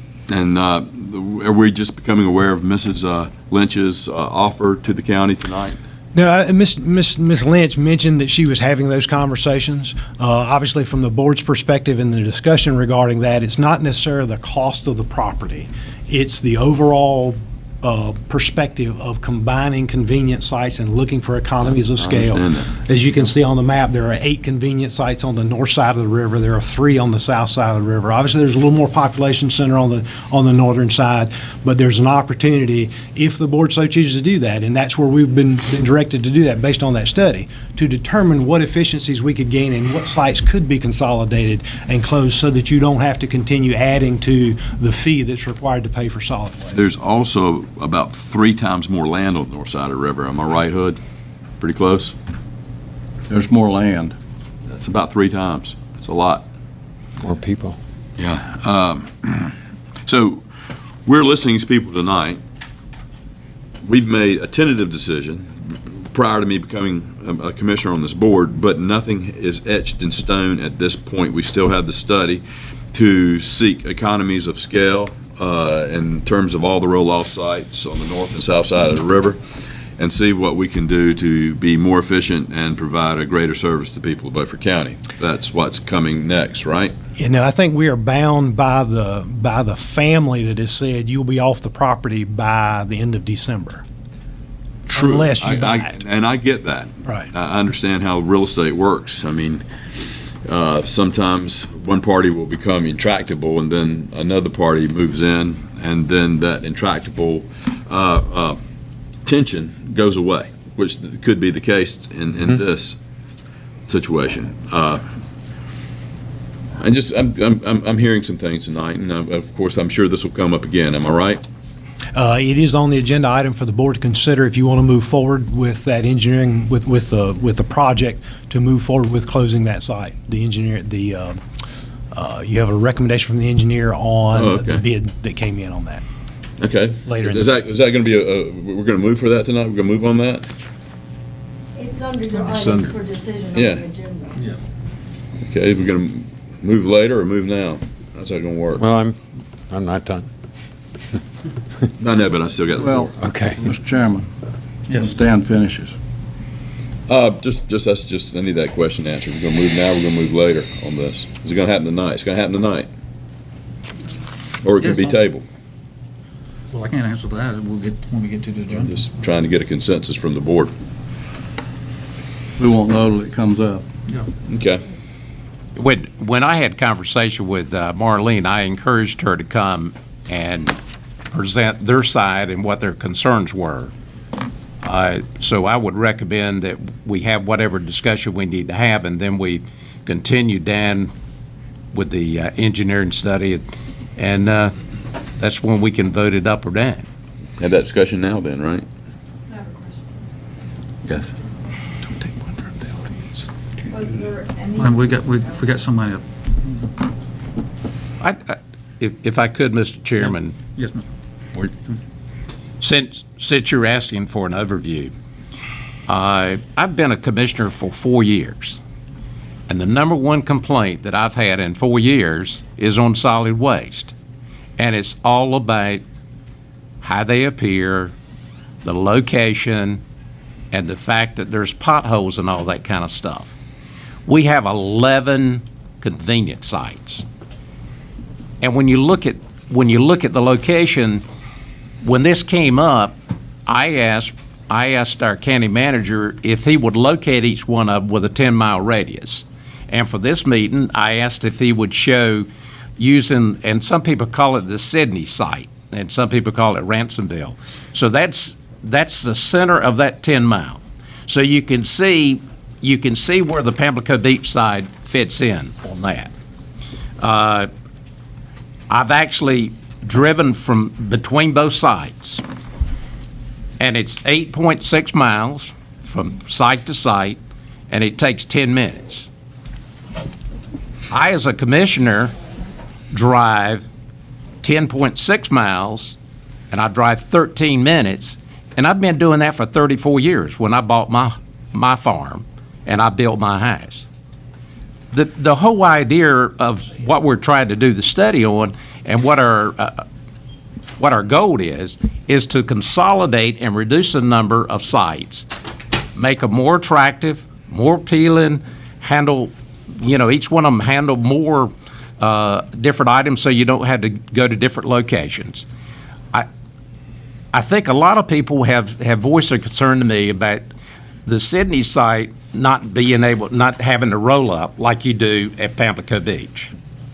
And that's the plan, is to make that site that way. There is no way that we can continue to have 8 of these sites on the north side of the river and be able to maintain them and keep them up to par. I mean, it's just not there. Every time we have a budget, everybody says, cut, and this is what happens. I would like to see us continue to do our study, but I can tell you, when you look at the location of that and you look at a 10-mile radius, the site needs to be in Sydney and Ransomville. It's not about the $20,000. It's about the location. It's about the location. Mr. Chairman. May I continue? Well, you got the floor. Okay. Go ahead. All right. Going back to this, if you notice, this is where the population is in this 10-mile circle. This is here. And these are also the highest property values, here. Okay?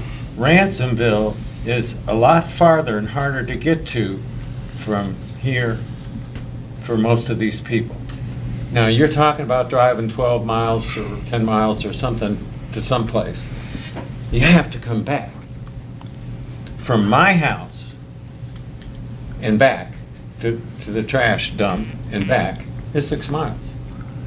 It's enough that people can take their golf carts and whatnot. To go to Ransomville from my house is 24 miles round trip. That's 18 miles longer, once a week, 50 times a year at, what, $2.50 a gallon for 18 miles per gallon vehicle.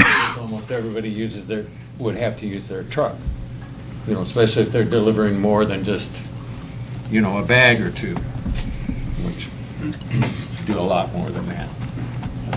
So this is not the center. Now, if you wanted to combine sites, that would be an alternative, and had we had a public input means before all this was decided for us, we might have suggested that there has been all kinds of logging up and down Pamlico Beach Road leading up here, all kinds.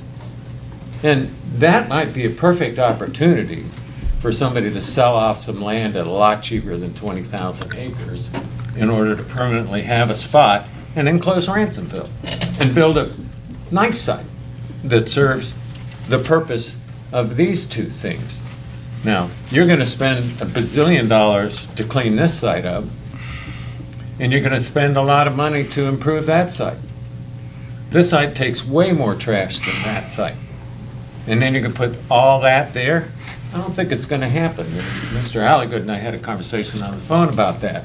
I moved to Pamlico Beach in 2004, and people that lived there before me, and the woods were littered with trash off of Pamlico Beach. People weren't moving there. The economy was bad. The property taxes weren't appreciable. And in the 12, 14 years since then, the property values have soared. We considered a community on Pamlico Beach. Actually, we consider the Pamlico Beach dump our center of news. It's a community center. We don't have tennis courts and golf courses and softball fields and, whatnot. But it honestly is a public center where discourse happens all day long, every day that it's open.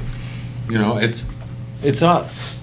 Few people, and we don't get the newspaper delivered every day, and we don't have that communication. So we like to take advantage of the opportunity that we have. Besides, if you want the latest rumor about anything, you go to the dump.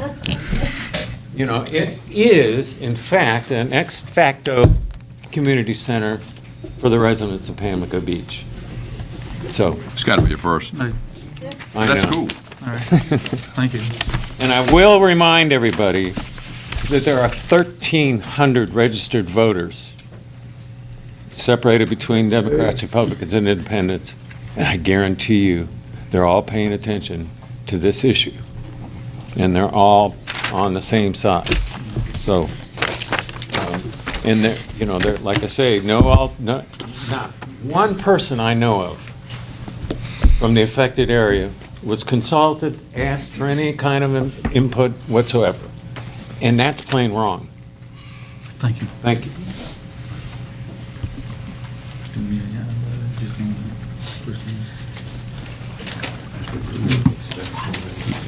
Christina?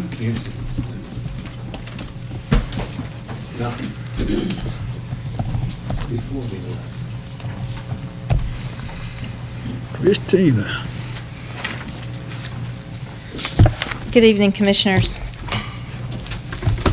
Let's see, I'm listed for audiovisual discussion. This is regarding the audiovisual in the renovation of the new Financial Services Center, and I apologize for not having additional information.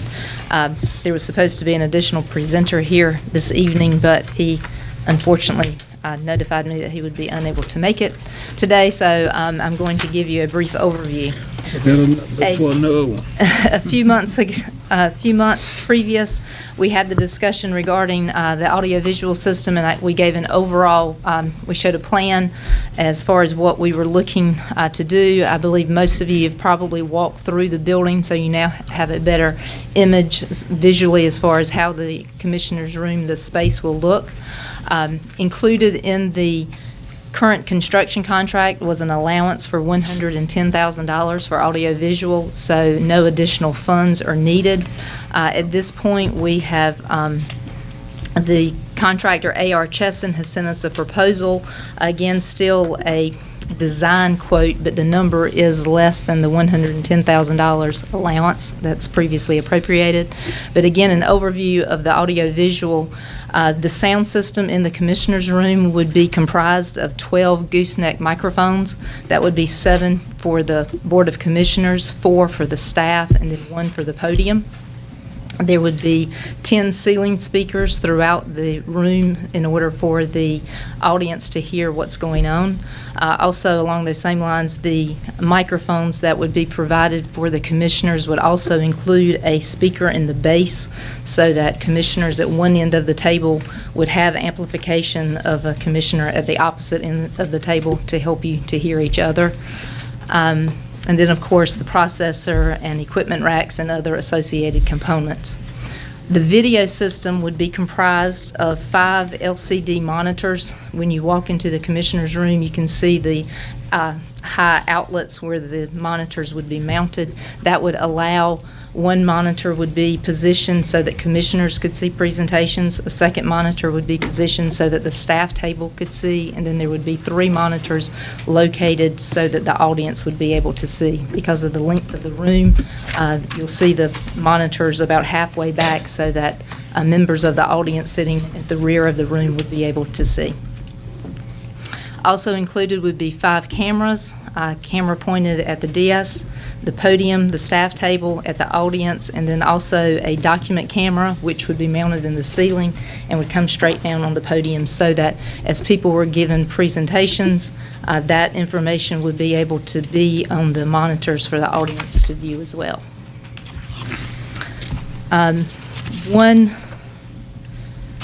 Because of the cameras, what I would like to give a little bit additional information for that, and please bear with me as I just read this directly from the information that I was provided. It says an array of 4 cameras will be positioned so that they can see the dais, the podium, the clerk's table, and the audience respectively. 1 additional camera will be used to provide capturing documents at the presentation podium. Each camera will be recorded and streamed independently as needed, and it will also be possible to see a combined stream recording that has all sources combined into one feed. Any video sources presented as part of the proceedings would also be recorded, combined, and/or streamed. If a more polished video presentation of the proceedings is required, the recordings will be easily ported into a standard post-production and editing system, which is not included in this package, for editing, titling, or similar enhancements. Also included would be in the conference room, which commissioners would be using for your closed sessions, would be 1 LCD monitor, the ability to connect wirelessly to that monitor because staff will be using it. Excuse me. Also, the ability for people to sit in the conference room and still have the ability to see what is going on in the Board of Commissioners room. And then the final 2 items would be custom casework, which would be a custom podium, which would also be handicap accessible, and a custom staff table, where the casework would match the existing casework that's currently installed. Question? Yes. See, we have a large outlay here for a state-of-the-art system. Who do we use? We use a part-time person to run the equipment when necessary, or? That has not been determined at this point. This is for the equipment purchase. You're not going to handle that part, the other part? As the Public Works Director, I would not handle the staffing of or the operation of the equipment. Just trying to get a handle on this expense. I just know, as a longtime commissioner, we've come a long ways since Lee Foreman spending like $4,000 for an audio system and the Republican Party spending all the money to have these meetings taped for almost a decade back in the 90s, maybe about 5-6 years. But we've come a long ways, and it's a lot of expense. I think we spend, what, $20,000 a year now for a pretty good product. So I sure hope this is going to be a fine product. I just wonder what it's going to cost if we got to start hiring people. I may have missed it, Christine. Yes, sir. You said $110,000 was the budget for the equipment, and you said it was less than what the 110,000 was. Is that correct? Yes, sir. Do you know how much less it was? Well, because the actual components have not been selected, it was around 100,000. So depending upon direction that I'm given this evening, if the board tells me that, yes, this is the direction we want to move forward with, then we will start the specific selection of the components. Thank you. Well, Mr. Chairman, Commissioner Richards. the board needs to decide what they really want. What we have now is adequate. I've seen the system that she described in use. It's the Pitt County system. If you go to the Pitt County Commissioners meeting, you will see almost identically what she described there. And it's very nice, but you need to ask the commissioners, we need to ask ourselves, how much of this goodness do we want? And how much of this can we afford? $110,000 is a lot of money to put into this kind of a system. I'm also very adverse to hiring another employee. So I think probably what we need to do is come back next month and talk about this thing some more to see where we want to go with it and what we really need and what we really want. Brian, Mr. Chairman, just the opportunity for, and we understand Commissioner Richardson's concern about hiring someone, and that would not be our intent. The system is designed in such a way that you could do a fixed screen where those fixed cameras could do a split screen. It would not be as polished as you have now, and you could just have static video that would be recorded and then put out. If the board so chose to make it more polished, the system allows those video feeds to come back in and be edited and things added to it the way you have the system now. The difference in the system you have now is you don't own the hardware. Here you'd own the hardware and you'd be paying someone to produce it for you and add the extra things. You can do that, or the system also allows you to step back from that, and instead of doing that, just put a static piece on there that shows the board, the podium, the staff, and the audience in a split screen, just a static. So there's multiple ways to do that. That was the reason it was discussed, so that the board would have the ability to say, we like this or we like this, and this is the way we want to do it. So that's why that was brought that way. Any more questions? Anything else, Christine? Just that, again, the way this system was designed was to be multifunctional. So specifics regarding the microphones, there are multiple ways that you can program the microphones to work. The cameras, there are multiple ways you can do it. You can have a live stream, or you could have post-production later. So the system was designed to be able to be customized however you chose at the time. Or if you decided to change your mind, you could go back and change that without having to change equipment. If I understand it, the microphones would be such that all the microphones, if desired, could be on at one time, or you could press a button to get recognition, or you would press a button to speak. Would you describe some of that? I know I didn't do it exactly right. There are multiple ways that the microphones could be programmed. It could be, all of the mics could be hot at one time, and then could push to mute. So if, for instance, if someone needed to clear their throat or pour a bottle of water or whisper or confer with someone beside them, they could hit mute so that that would not be amplified. You could also, if you wanted to be more intentional in your speaking, you could have it so that all of the microphones were muted, and then when each person wanted to speak, then you would push a button to speak. There's just different options like that. There's also an option where the base of the pedestal could light red or green, so that way commissioners would know specifically that their mic is hot and they would be able to speak. There are, and again, different options. There's also an option where you could actually do your votes via voting with your microphone. That's not something that is included in this document because based upon the number of commissioners being 7, we didn't feel that that was a good use of money. So there are, again, different options, just like purchasing a car, that there are different options that you can choose. I got a question, Mr. Chair.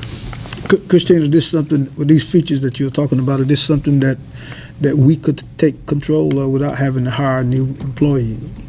That we could take control of. I mean, when it's set up, it's set up. I mean, if we want to come back in at a later date and do some of the upgrades that you're talking about. Yes, sir. I mean, again, it's a system that's adaptable and you're able to customize it. Okay. So, and it may be, I'm not so sure that we would have the exact expertise on the system to go in and do it, the staff ourselves. I mean, obviously, we would have training on it, but if you wanted to totally change from going from push to talk. Bring in a vendor? Then you would just bring the vendor in who could come in and reprogram that. Thank you. Any other questions? I think the concern has been before, and I think I understand some of the comments. I think now is who's going to run the system regardless, and also that the county would own the hardware, own the equipment versus the gentleman that does it now owns the equipment. Is that correct? Essentially, that's the difference. The county, the infrastructure would be in place, it would be permanently in place, and then you could set it up so that it would do a split screen where there weren't any changing between, where there wasn't any change between cameras. So it would stay static on those different positions, and you could broadcast that. That would be a fairly simple process that staff probably would be able to do. Or if you wanted to, you could enhance that as you do now and have different, as the microphone or as the camera would zoom in on certain commissioners as they were speaking and then zoom back and go into different ones. You could continue to do that if you wanted to. That's why the system is designed so that you can either have that static feed or you can take those individual feeds and plug them back into an editing software, which will allow you to do all the things that are being done now. So it's simply a matter of what the board wants. Do you want to continue with a post-production piece that enhances that, or do you want to go back and have a standard kind of static display and be able to use those funds for something else? But this evening, again, these funds have previously been appropriated. Again, you've seen the state of the building. We're close. We need to make a decision so that we can start installation. All of these things have lead times on them. The casework has to be manufactured. So, again, this is a system that can be used in multiple ways. But what I was hoping to receive tonight was direction either to proceed or specific direction with how to change what we are looking at, because again, the building is really close to moving in, and as we could see today, space is needed. So we would love to be in there. We give us permission to proceed. Second. Discussion. Any discussion? Well, yes. If you produce a static film and put it out for the public, they're not accustomed to that. It's going to be much less of a product than they're getting now. Mr. Chairman. Christina, To what extent has Beaufort County bought and paid for this equipment? There is a $110,000 allowance in our contract with A.R. Chesson, which is the general contractor for this building. And has he built the spaces for all this equipment to go into? Yes. How much of that comprises the $110,000 allowance? The equipment has not been purchased. Okay, and that's just for the equipment? Correct. Okay. So, my understanding is and I know I'm a little slow here, but I'm just trying to catch up. But $110,000 has been allowed. It's primarily for the hardware. Yes. The software is not part of this. No, hardware and software. It It's is a complete software as system. well? Yes. The Not ability. an editing and not a programming software. Just the projection, Yes. putting in a pipe software, okay. Okay, so we would, that's part of it, okay. I get that. Okay, that can be achieved many different ways, though. Yes. So the editing has not been taken care of. The manpower to create a nice product has not been factored in. So we're kind of at the point now, it looks like a grand exercise, and it might have been a good idea at the time, but we have the opportunity to rethink this and decide whether we want to spend $110,000 to put a good man out of work who gives us a fine product now. At, I believe, around $20,000 a year. I mean, I haven't been on this board in a long time, but I think I'm pretty close. Am I close? Can anybody give me an amen on that? Where are we? How much does it cost to videotape in its entirety these meetings? It costs you $798 per meeting for this. $798, and we have a number of meetings a year. I'd estimate we probably have about 20 that are videotaped. Now, But, especially during budget. you also have to remember that there is some equipment that needs to go in there. Right. Less that, you still got to have microphones, you still got to have projection. People Yes. would still need to be able to see the presentations like you on Kind of the. like when you go to Buffalo Wild Wings, you can see it on the wall, that kind of thing.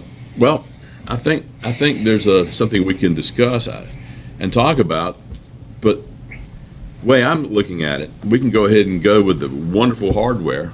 Sounds like a great investment for the future, but you don't have the product you've got now, and you're going to have to spend money to get that. You're going to have to ask somebody to come in and use a system that they're not familiar with, and then they're still going to have to do the editing. If you've ever done any of these before, that's where a lot of the work is in the editing. So I think, for my part, I'm going to have to vote that we don't proceed right now. We rethink this. I know it's you got to do something now, but I like what we've got now.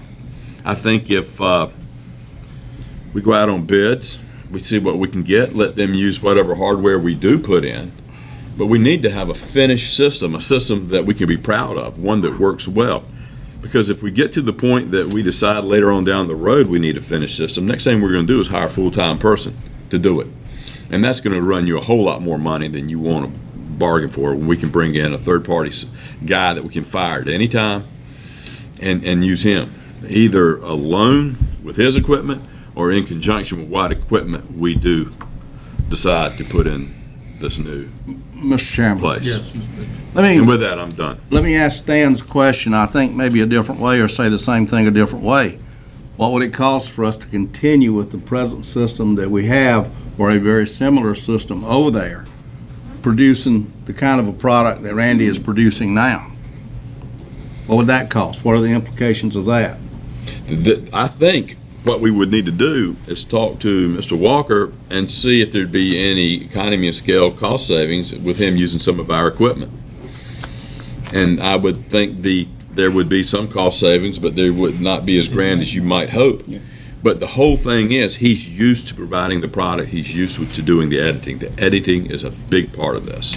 Well, once again, if I may, Mr. Chairman. Yes. As the managers pointed out, there's certain minimal things that you're going to need anyway, like some of the video stuff and some of the other things. Why don't we whittle down to a list of the minimum stuff that we would have to make the presentation and still produce the same product that we're producing now?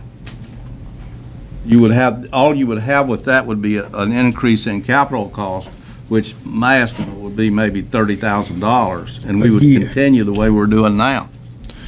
Do you have a question? Yeah, just to respond, Commissioner Richardson, I think what that would do is you would take the fixed cameras out, if that's what you're saying. I mean, either you use the system that's been proposed and have the fixed cameras there, and then negotiate with a third party the production piece, the finished production piece, or you take the camera system out and negotiate with a third party to do the cameras as well. You would still need to have the microphones and the screens and all that. So yeah, I think we're all talking the same kind of a thing of basically how do you produce the same quality of product that we're producing now. I don't think the fixed cameras are a good idea. People have been sitting at home watching this. If they're just sitting watching a fixed camera, that gets to be Dullsville.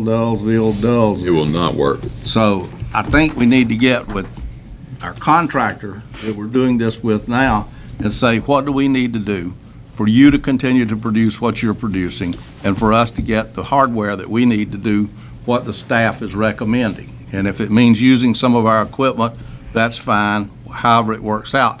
But I'm thinking right now it's costing us, you're right, it's staying around $20,000 a year to do this. So if we did it for $20,000 a year and all that we continued and all that we had was an additional capital cost one time of whatever. And I think that's the direction we need to hear from this board. Yeah. I mean, what we're saying is the system is set up, the system that's been proposed that was presented to you a couple months ago, that the engineer laid out and designed, would allow you to either do a static display or to feed that same feed to an editing software for someone to do post-production on it. It's set up that way. Now, the only difference is you can say, I don't want to do that. I'd rather do away with the cameras and let somebody else bring their own cameras in and do their own camera work and their post-production, which is essentially what you're doing right now. So what we need from this board is direction on how do we proceed with our contractor to say, put in the mics, put in the projection system, do not put in the cameras because we're going to do that with someone else and they're going to do post-production. Or do we tell the contractor, put in what you've proposed and then contract with the third party to do post-production using your cameras? Does that? Yeah, and I think to do that, you're going to need to sit down with Randy, our present contractor, and see what his thoughts are, because his would probably be similar to any other contractor that did this. I just think right now, we need to, I mean, we do some production of videos, and a lot of what goes into the quality of the video is the planning before you ever get started. You almost storyboard it to a degree.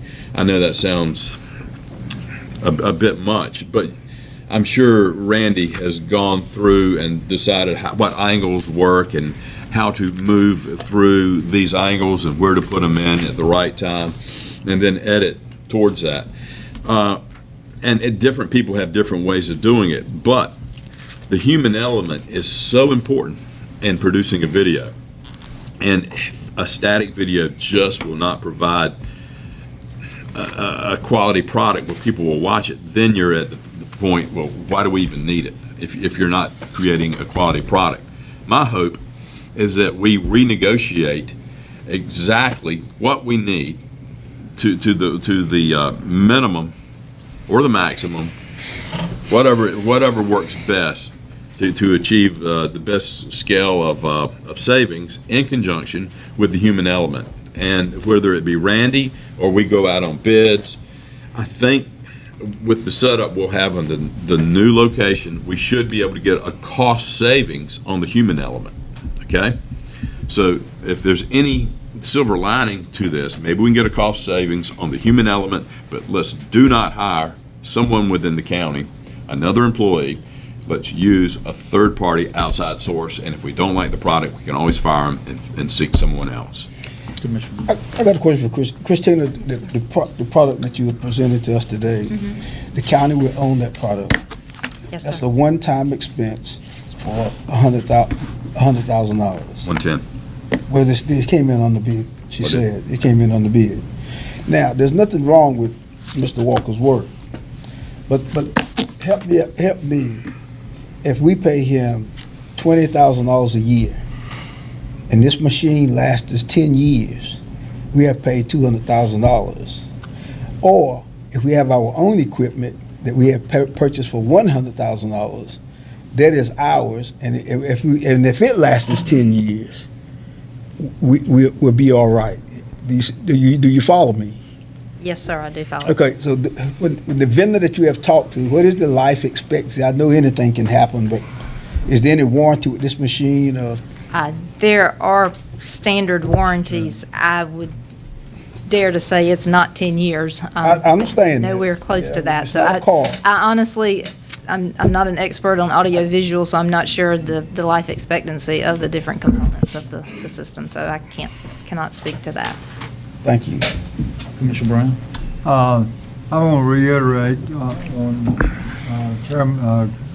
Vice Chairman Langley's idea of moving forward, but I'd like to see, once we start in that direction, I'd like to see the staff get together and come up with a viable working plan that equals what we have now and present it at the next meeting.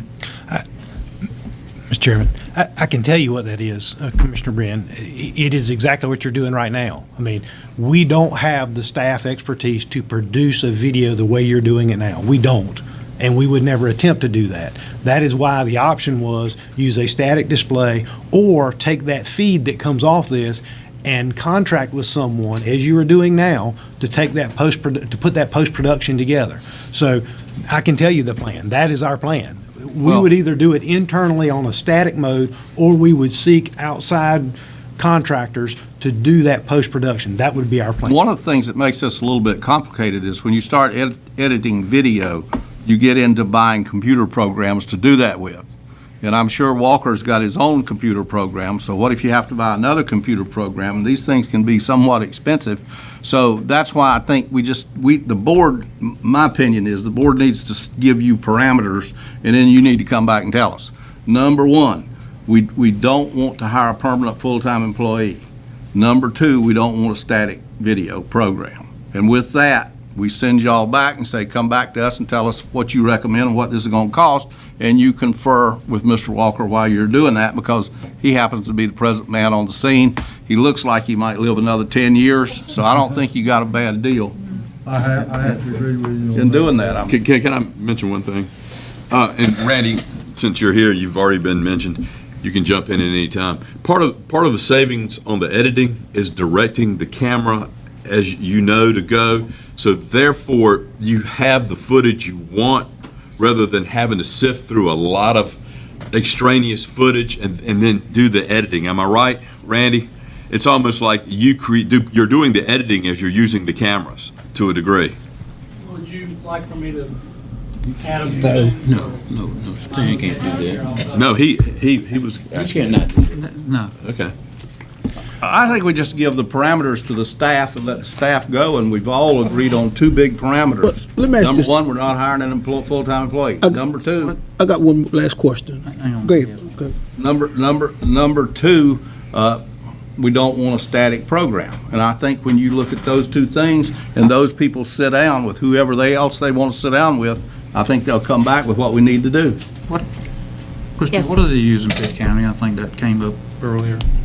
Is it static or something? I'm not sure about Pitt County. There's a different variety that different counties use. In I think they've got the municipalities. same Some have system. static, some have. They can manipulate the system just like she described in Pitt County. And again, this system can do both. It That was fits my those question. two components, or the two parameters that you just stated. This system will allow both of those. And my motion was to proceed with the plan. Mr. Chairman, just one piece, and I need to confer with Christina on that. When we originally had this conversation with the engineer and the way they designed it, they took out some of the pan, zoom, tilt cameras because we had anticipated a static display. So what I've heard you say is you don't want to add an employee. We never had any intention of adding an employee, so you can take that off the table. We never had an intention of doing that. What we explained was, if we were going to try to do it, it would be a static display. I've heard, I think the majority of the board say they don't want a static display. If that's correct, then I'm going to go on that assumption, but you may need to tell me that directly. What we may need to do, and Christina, we need to go back in and amend a couple of those cameras to put them back as pan, zoom, tilt cameras. Then you can hire an outside person, whether it's Mr. Walker or whether it's some other person, to take that feed And edit it. run those cameras how they want to, exactly like it's being done now, except that it would be county-owned equipment, and they would be using the feed and operating the cameras as compared to their own. That's the way it's set up right now with just a small adjustment. Or you could say to us, we don't want to buy any cameras. We want someone outside to bring their own cameras and do all of that. So that's where we need the direction from the board, is to say, put the system in so that someone can operate and use it and produce it, or just completely contract that out like you're doing now. Let them bring their own cameras and do the post-production. That's what we need to hear from you, because the other stuff is static anyway. You got to have the microphones, you got to have the video screens. All that's going to stay no matter what you do. Does that make, is Yeah, that it clear? makes Does that sense. make sense? Yeah, that's option C. Kinda. Um, And it's, that's a new wrinkle, option C. I think that, I think the county ought to own its own equipment That's not right. and bring someone in to operate. And I think in 5 years that their equipment will be paid for. But, let me, can I mention one thing in conjunction with what you're saying? What the manager is saying is the cameras may need to be different cameras that are, the operator knows how to use and knows how to use them well. And he will be in control of those cameras, where they point. And that's option C. We would pay for less, and that would be his equipment. Am I right? Yeah, well, I mean, two different things. The system right now would need, and I think it would still be within budget. I don't think the upgrade to the couple of pan, zoom, tilt would blow the budget. It would still be under budget. But they would simply be permanently mounted and controllable by the operator, whoever that you may choose to be, not a county employee, as I've heard very clearly. It would be someone that you contract with to operate those cameras and to get the feed and then to post-produce the feed. That's one option. Or you say, we don't want any cameras at all, and we want an outside contractor to bring their cameras and do the camera work and the post-production work. That's the way you're doing it right now. If you say, I want to do it exactly the way we're doing it right now, then tell us you want to do it the way you're doing now. We'll take out the cameras, and you can have someone come in and do the camera work, but you'll still have the microphones and the screens, because you have to have that anyway. So we need for you to tell us which way to go. I would support doing what you just described, let someone come in and do it. And here's why. For less than $20,000 a year, this guy is doing the work, doing the editing, and providing the equipment. There's no way, based on the numbers that we've been put on the table by staff, that we can come anywhere close to that. Call the question. And then there's the B, option B, where we buy the cameras. Option A is static. Option B is we buy the proper cameras, hopefully cameras that someone with the expertise that Randy Walker has could use.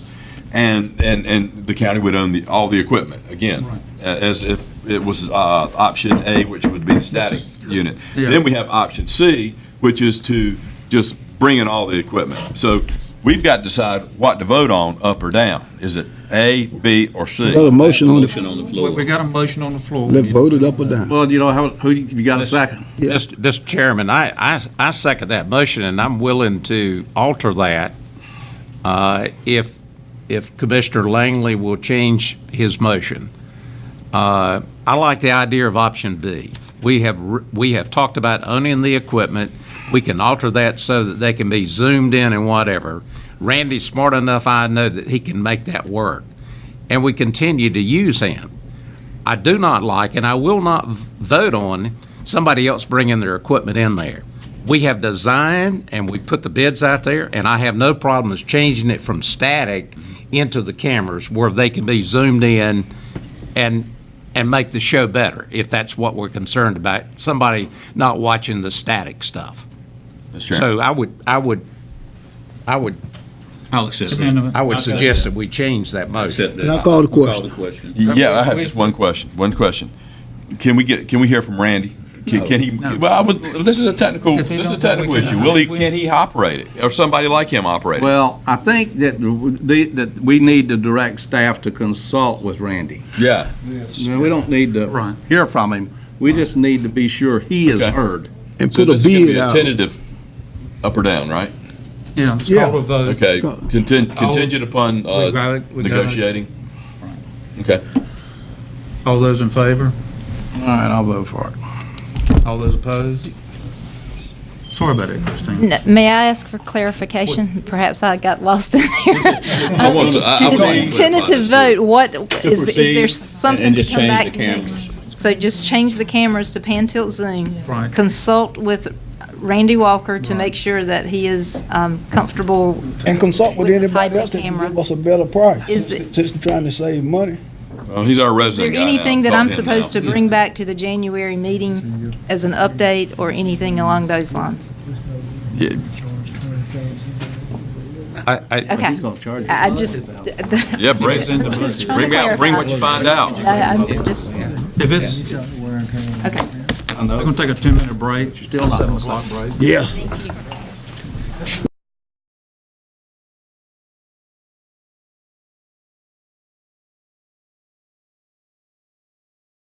County. Yeah, that's right. Thank you very much for this. Yes, sir. Commissioner Richardson, you want to talk about the flood map? Well, I'm going to bump this over to the manager and make this real quick with one question. So far as you know, we're still on schedule for these maps to be approved toward the, for us to actually have the maps approved and be using them for FEMA flood during the latter part of 2019. Commissioner Richard and I had a conversation today with Mr. Randy Munt, who is the gentleman with the floodplain, the North Carolina Floodplain Management. And he said that there was an additional change, but it's a change to the good. The last information we gave you was that they were anticipating it being effective December of 19, January of 2020, somewhere along those lines. What he said today, later this afternoon, was that was part of they thought they had to do a 90-day comment period. He said he clarified with FEMA they don't have to do a 90-day comment period, they have to do a 30-day comment period. So the revised preliminaries went out Friday. So they're on a 30-day review, so they will have comments back by the end of this year. That allows them to, he says, to have essentially an anticipated effective date of September, October. So you bumped up about 3 months from where you originally were. So Great. It's a little better, but not great still. Okay, thank you. That's it. Thank you. Brian, would you discuss Ford Worthy's little sliver of land that he... Thank you, Mr. Chairman, members of the board. This item is a request by Mr. Ford Worthy Jr. regarding North Carolina Department of Transportation right-of-way. You have a letter and a map from Mr. Worthy asking that the board consider asking the Department of Transportation to begin the disposal process. You'll see it's about .271 acres of right-of-way on Highway 92 coming into Bath. Mr. Worthy owns the property adjacent to it, and someone else owns the other property. It appears to us to be an old bridge approach, and there was there's state right-of-way on it. Now, there are two methods. Mr. Worthy has gone to the state and asked them to sell it to him. Quite honestly, DOT is working really hard right now on all the stuff they got going on, and a small piece of property in Beaufort County is not worth their time right now. So they've essentially said, we'll get to it when we get to it. And Mr. Worthy would like for that to be accelerated. And essentially DOT said, well, if you'll get the Board of Commissioners to put a little nudge, maybe we can do something. Essentially, the piece of property, if there is an easement on it, and it's simply an easement, then DOT can begin the process of abandoning that easement. And if they abandon the easement, then the property goes back to the original property owners from which it was taken.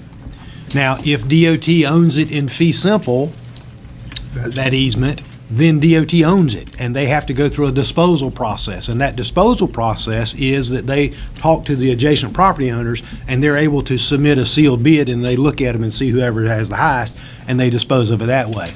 The question is, DOT doesn't know how they hold that easement. You would think it was fee simple because it is probably an old bridge approach, but I can tell you this, the bridge approaches on the new Neuse River Bridge were not fee simple. They were just easements. So what Mr. Worthy is asking and what we're requesting of you is to allow us to send a letter to DOT asking them to start the process of determining how is that right of way held? Is it fee simple or is it just a plain easement? And whichever way they determine, then start the process of disposing of that, either extinguishing the easement or disposing of the real property under fee simple in the manner in which they do that. Mr. Worthy just hasn't had any success with getting DOT to move forward on it, so he's asking for your assistance. Approve, send the letter. All those in favor? Opposed?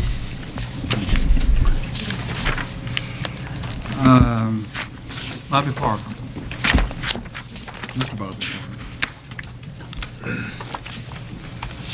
Mr. Chairman, members of the board, I'm here, the agenda says, ask permission, I'm here to ask you to approve property tax settlement.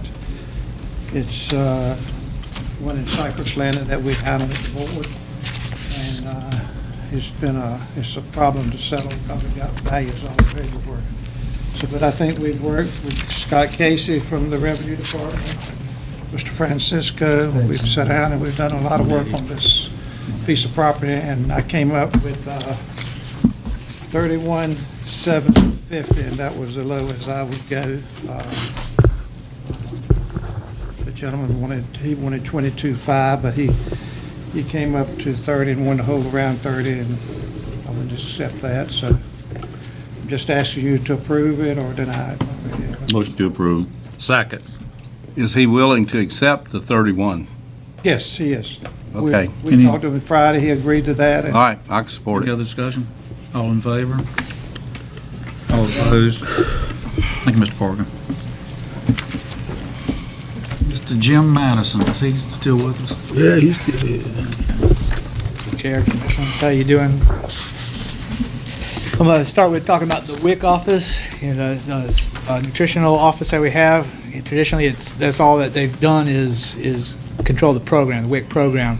However, what I started doing was adding some programs because there's a couple of registered dietitians in there, and for public health, I wanted to address some things, and so I started medical nutrition therapy, diabetes prevention classes, diabetes self-management program, and then this person now is also running the lab for testing blood and stuff like that. So with those new responsibilities, I might add that medical nutrition therapy, diabetes prevention classes, and diabetes self-management are all revenue-generating services that we can provide now. So what that did was change the WIC program manager to a medical nutrition supervisor, a nutrition program director 1, when we sent the job description up to the state. So they came back saying, yes, that's what the job responsibility is, and they recommended the pay scale be what we have as grade 21, which we don't have presently in our pay scale. So I'm asking that that position be created, or that job level be created. Mr. Chairman, I move we approve the recommendation. Second. Discussion? Yeah. Yeah. Is this a new position at the health department? It's new responsibilities for an old position. Okay, so you're not going to hire any new people? Not hiring anybody new, same person. Okay. What is their salary now? Well, I don't have it as 48,000 or something like somewhere. 48? What is their salary under the new position? It would probably come with about a $2,000 raise. Oh, okay. All in favor? All opposed? Thank you. Thank you, Jim. Mr. Hedgepath. Thank you, Commissioner Evans. I stand before you in a request for funding to be approved. Let me start over here. Pinetown Volunteer Fire Department, which also services the Long Acre Fire District, rebuilt their station. In remodeling and rebuilding that station of the Long Acre Station, they now also need the paving done in front of that station. In the past, the state has taken care of funding for that. The state has funding set aside for those particular things you apply for. It used to be a direct thing from the department asking the state would go in and do it.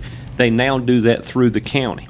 So I've talked with engineers from North Carolina Department of Transportation as well as the Pinetown Fire Chief. He's made a formal request to us. We have made a formal request to State DOT for the funds to do that and approval for it. And we're waiting approval on that now. So essentially what we're asking, each one of these projects cannot exceed $25,000. We have an estimate from the state that this project should be $21,000 some odd dollars. And what we're asking is for approval if the state approves this money. So it would be an in-out, no expense to the county whatsoever. We're asking for approval that if they approve that, we can move forward with getting contractors, getting this done, and then resubmitting our paperwork or submitting our paperwork to the state for full reimbursement. So move. Second. Any discussion? All in favor? All opposed? One good Thank you. thing. Thank you. Get it going. Ms. Lisa Get Wade. the discussion. Good evening, Mr. Chairman. Write the check. Commissioners. I asked Katie to put in your packages 2 slides on a HMGP Fund 407 hazard mitigation grant. I went to Dare County on Tuesday for a presentation, and that was when I found out this fund is available. It is specifically a result of Hurricane Florence funding. This fund is the first HMGP money that this county has had since I've been doing this since 2011. The unique thing about HMGP money is that it will help insured as well as uninsured. Traditionally, FMA money does not allow us to do any assistance for anyone who was not insured. This money, the slides pretty much explain it, but just to recap, if your home, if your property is owner occupied, when Florence made its visit to our county, and your home was substantially damaged, meaning more than 50% of its pre-disaster market value, and you have a letter of substantial damage from the governing inspector, if it's county, if it's a municipality, then we can submit, if the homeowner is interested in doing it, we as a county can submit those properties in this Fund 407. It is acquisition only. Those homeowners will be bought out and they will relocate out of the flood zone. This is a wonderful opportunity for us to help some of our citizens, our residents in this county who have not had that opportunity before. Because as I said, every program that I have had, Beaufort County has not had this opportunity, I don't believe, since Floyd. It may be one time since then, but I don't believe we've had it since Floyd. So what I'm here tonight asking for, I had a meeting today with, it has to come through the county. So I asked all our municipalities to give me a letter of substantial damaged properties. I talked to our county building inspector and got his list of substantial damaged properties. Because of the length of time, this is a very tight time frame. I had to go ahead and start doing some work before tonight in anticipation of your decision, because I have to have all this in by Friday. And it's a lot of work, but it can be done. And the municipalities are on board with it. They've also got properties that they're interested in submitting. So I put in my recommendation, I think, what did I put, 25 properties. We're not really exactly sure where that's going to pan out. We'll have to contact homeowners and see who's interested in it. This is just a letter of interest. This is just a letter that I will submit to NCEM at the state level, along with an application from each homeowner saying, these are the people who are potentially interested. They are not bound by it if they change their mind, and that number can vary. This is just a letter of interest to them saying, yes, Beaufort County is interested in entertaining this grant. So move. Second. Questions? Yes, sir. Within this program, if I understand it correctly, the county would take title to these properties. Not within, only the ones that are in the county. The ones that are in the municipalities would take title to them. Then we've got the problem of keeping the property up or what to do with the property. And in the past, I've been on this board a long time, these things have always led to problems because you wind up buying somebody out and then the county is stuck with the property, and the property has a perpetual easement on it that it can never be built on again. And this is not a good idea, in my opinion. I don't intend to vote for it. I'll tell you another thing that's going on, because I do the work and I see it.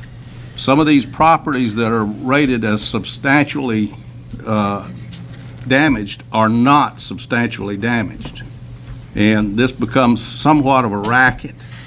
And I've said before, these kinds of buyout programs, I don't support them because it's taking my money and buying somebody else's problem and bailing them out of what they got themselves into, and it's an awful lot like socialism. So I don't intend to vote for this. It's not a good deal for the county. Mr. Chairman. I will just add, if I could, since 2011, there have only been 2 properties that have been purchased by acquisition in Beaufort County. And both of those properties, the next door neighbor to that property is now maintaining the mowing of those yards. Well, I don't have a problem if the municipalities want to do it and exclude the county, but and that gets to be a problem within itself. This is a bad program, and again, it's a bailout, and I don't like my money being used to bail somebody else out. Commissioner Brown. I have to agree with Commissioner Richardson on this. Also, we own the property and we have to maintain it because everybody next door is not going to maintain that property. And also, it takes it off the tax base. So I don't believe I can vote for it. It makes it unusable and unbuildable forever. Brian. How many properties have the list that you put together outside of the municipal city? Countywide, I have about 30 properties that have been.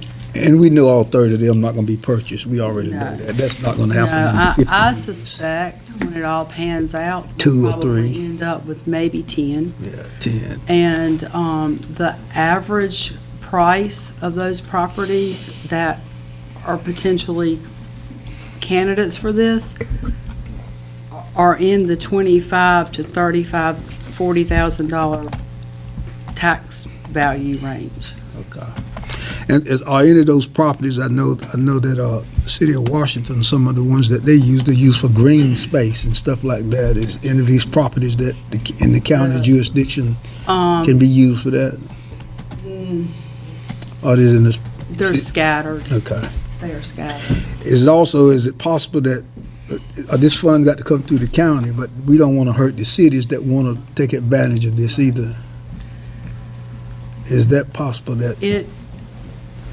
This money has to come through the county because it's HMGP money. I still stay. And on the, partly to answer your question about green space, some of these lots that are scattered in the county can actually go back to their natural state.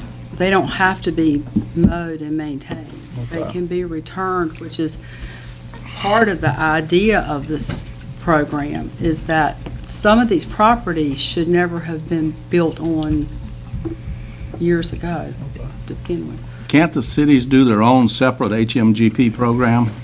The cities cannot, they can do their own FMA, but HMGP has to come through the county. Mr. Alligood? Just, Commissioner Richard, Lisa and I had this conversation. I expressed some of the same concerns you have, and that is that what we don't want to do is get into an issue where we're having to cut grass in the middle of municipalities. We've had that issue before where it becomes a buyout property and then we have to maintain it in perpetuity. My understanding is through this program, the municipalities, the property would go to the municipalities, so it would be in their name. The only issue we would have is any property that's outside in the county that would go to the county. And it is a perpetual, or in perpetuity, you cannot build on it. You can use it for green space, you can allow it to return to natural state, or in some of our instances, like Lisa mentioned, we have had neighbors who said, I like that as a buffer, I'll maintain it, I'll cut the grass on it. It provides a buffer for me and my neighbor, or for me and something else. So overall, the program is a good program. I heard Commissioner Booth say we don't want to shortchange our municipalities. And I think there's a way to do that with us not being on the hook for the property, that it goes to the municipalities. And in previous, when I previously worked in a consulting role, municipalities can take advantage of that sometimes. They'll take two lots and combine them and make a small pocket park out of it. They'll do some things green space wise that they may be able to tie some trails together, those kind of things. So it is advantageous to municipalities, and we ought to be able to help them with that under those conditions that we've talked about. In 2014, we mitigated through acquisition under FMA, but through acquisition, a house that was on Old 2nd Street in the city of Washington. And once that was torn down, and then we gave it back to the city, and they maintain. I think the neighbor actually used it. My motion still stands. All in favor? All opposed? It failed.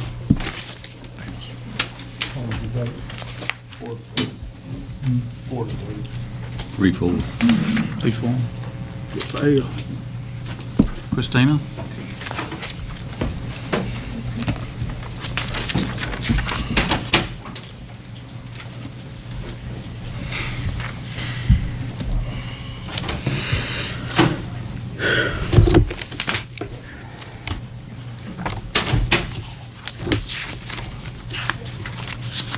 Sorry, Commissioners, I have to have quite a few, so the next one, that's what I get for taking last month off.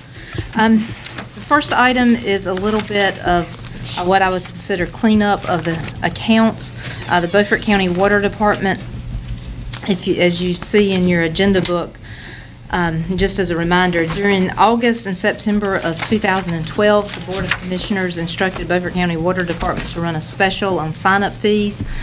On September 28th, 2012, Mr. Robert Whitley signed up for 32 new services for a total of $802.56 for the Cabo Estates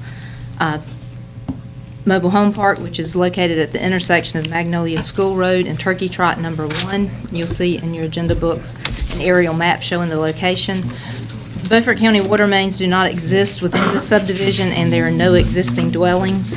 If you look in your agenda packet, you see the notice. I was not working with Beaufort County in 2012.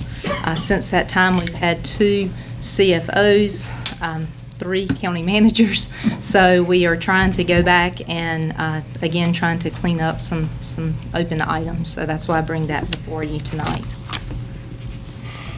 Motion to approve. Second. Discussion. Let me be sure of what we're talking about. Cabo Estates was a subdivision that was never built out. Yes, sir. I mean, the streets were never built. And so it really is not a subdivision. We're just giving me his money back. Yes, sir. You'll see pictures where it shows there has been grading that has been done in that area. There are, I would consider probably gravel roads because there is electrical that has been installed there, but there are no water mains installed in that area.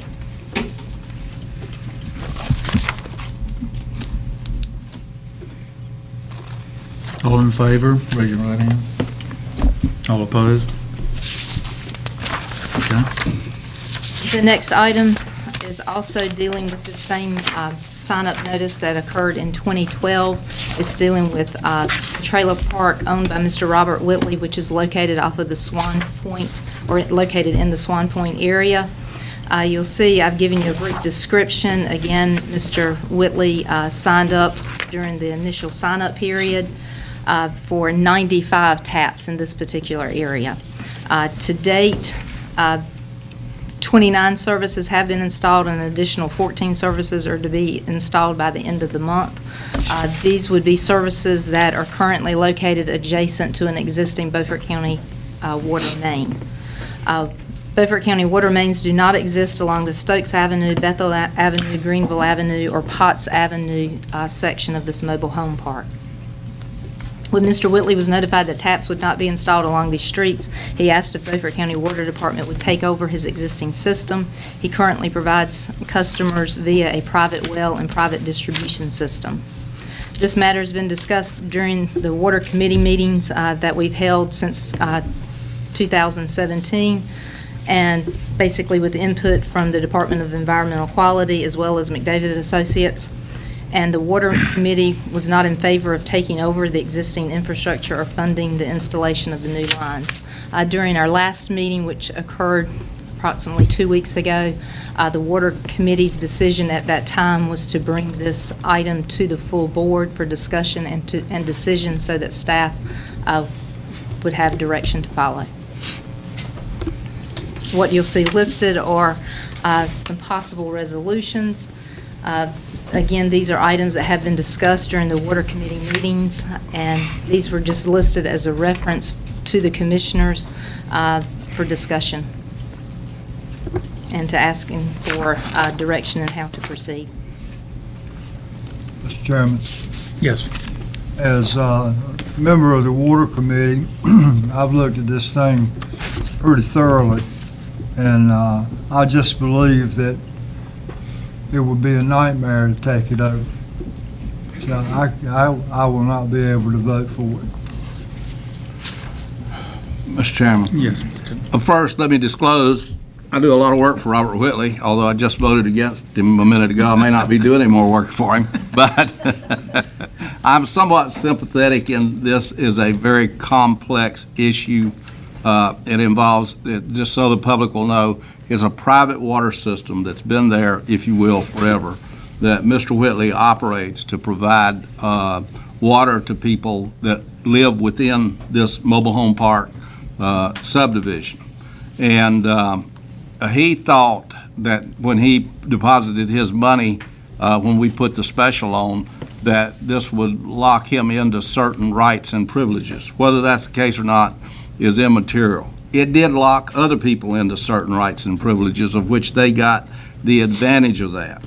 And I've looked at the opportunities that are involved with this here, and I understand what Commissioner Bren has said very well, but I think the fact that we're picking up water customers from this system, which doesn't, as I understand it, meet the full letter of the law of the regulations insofar as the standards for water systems, I would really like to see some kind of a negotiated settlement come about.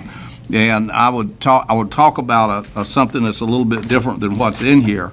The county, and I spoke with the county engineer. We spoke at length about this, and we agreed on some things and we disagreed on some things. But in order for the county wants the system to meet the state standards and to be manageable and to be low in maintenance, just like the rest of our water system, which is the only way that we can provide water at an economical price to anybody.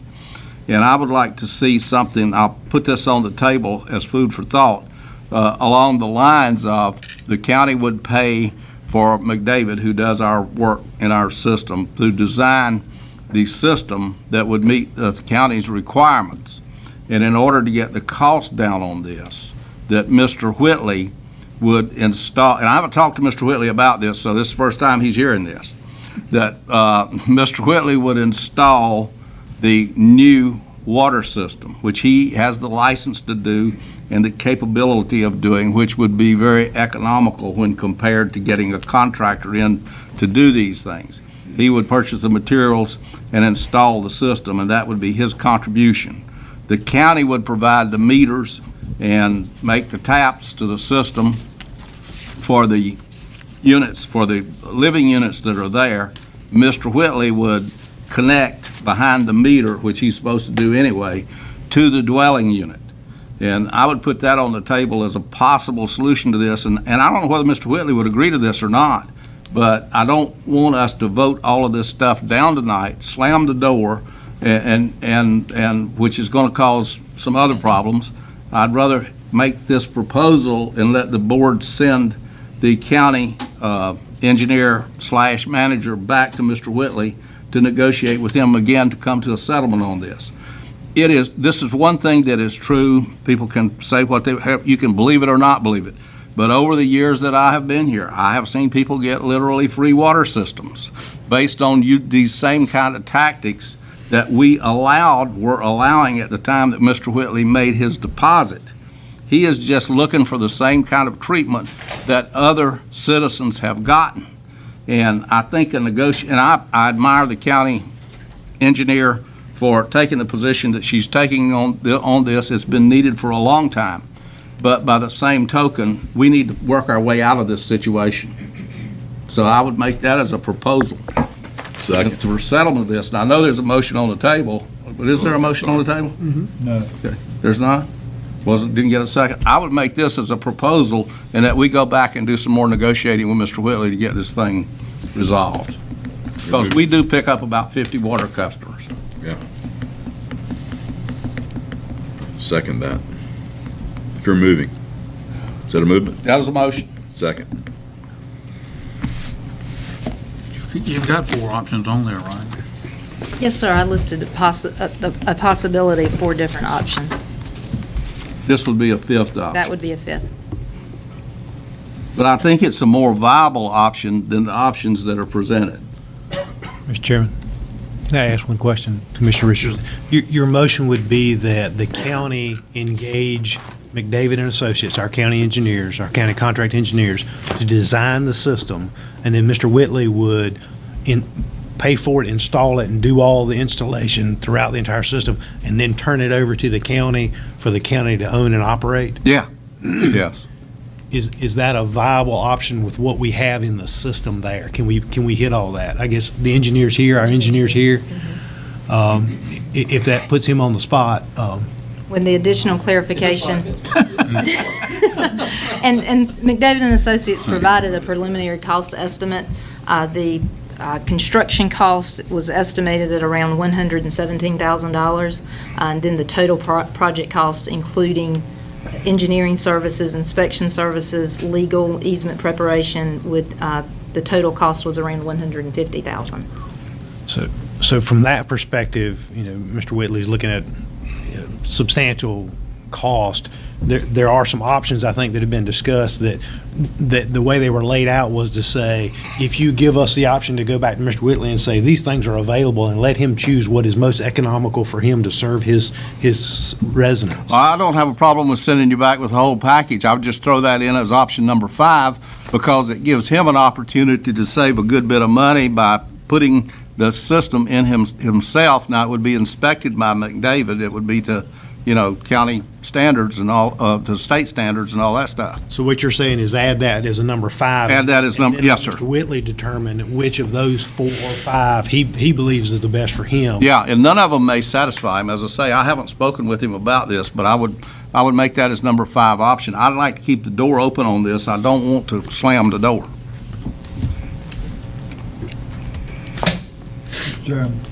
Yes. Mr. Whitley would be willing to do that. I could certainly vote for the county taking it over. But I don't think that we as a county public works need to spend that kind of money. That's the way I feel about it. Does he want to speak? No, sir, I'm just looking for direction and how to proceed. We have a motion on the floor and second, so. To add that to the 5th. To add that to the 5th and send them back to. Any other discussion? Talk to Mr. I got Whitley. a question. The numbers that the manager gave come to about $260,000 with the engineering fee and the design, and that would be passed on to Mr. Whitley. No, the numbers I think come to like 170 at the top. So how much was the design? No, sir. It was 150 was the total project cost. Approximately 117 was the actual installation cost, and so that would leave a remaining 33,000 for engineering, inspection, legal, that type of thing. To the county? Yeah. Commissioner Richardson stated the engineering, and I don't know that the inspection costs or the legal costs were clarified. It would be that 33,000, the remainder, but the reason for doing it that way is it's to the county's advantage to design the system and take care of these legal things. That helps us, and then he would install the hardware at his expense. But I think they need to go back and do some, I think that's a possible solution. One of our options back in to put a master meter, and you were gonna pull the lines and. He's the chairman, he can ask. Yeah. But you need to.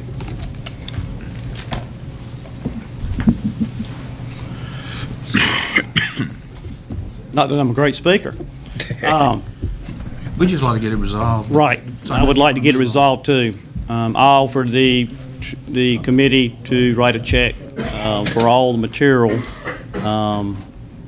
while in the committee. I was willing to write a check. Some of the costs of this estimate, which I mentioned to Rich sitting beside him, I thought were a little high. The $45,000 to repair the roads, which are sandy roads there, was a little bit high on that estimate. I told him I would fix the road. I had a box blade, and I'm fixing them all the time. I can do the work. I have a general contractor's license in water and sewer up to $500,000. I'm allowed to do things like that. I have done water lines. I provided the county with I used to pump 3 million gallons a month before the Beaufort County took over my other mobile home parks. 3 million gallons a month. This is a smaller park and not as much water. But I would be willing to put the system in. Currently, the system is in the specifications of the Department of Natural Resources. I asked Dyke Lupin of Public Water to be here. If I say something wrong, I'm allowing him to stand up and tell me I'm not telling the truth. But it is in the, it's been an approved system for the last, since 1975. The design was approved in 1975. You don't have to have drawings. Okay. You do not have to have drawings to replace a line. It's maintenance. It's maintenance. You don't have to go in and do all the engineering. You just put the lines in. Okay. All right, thank you.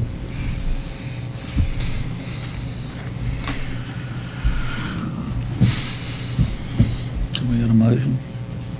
There is a motion. There is a motion and a second. Yeah, the motion is Just to add. come up with a fifth. Yeah, to make this the fifth and send them back to negotiate and see if Any they more can. discussion? All in favor? All opposed?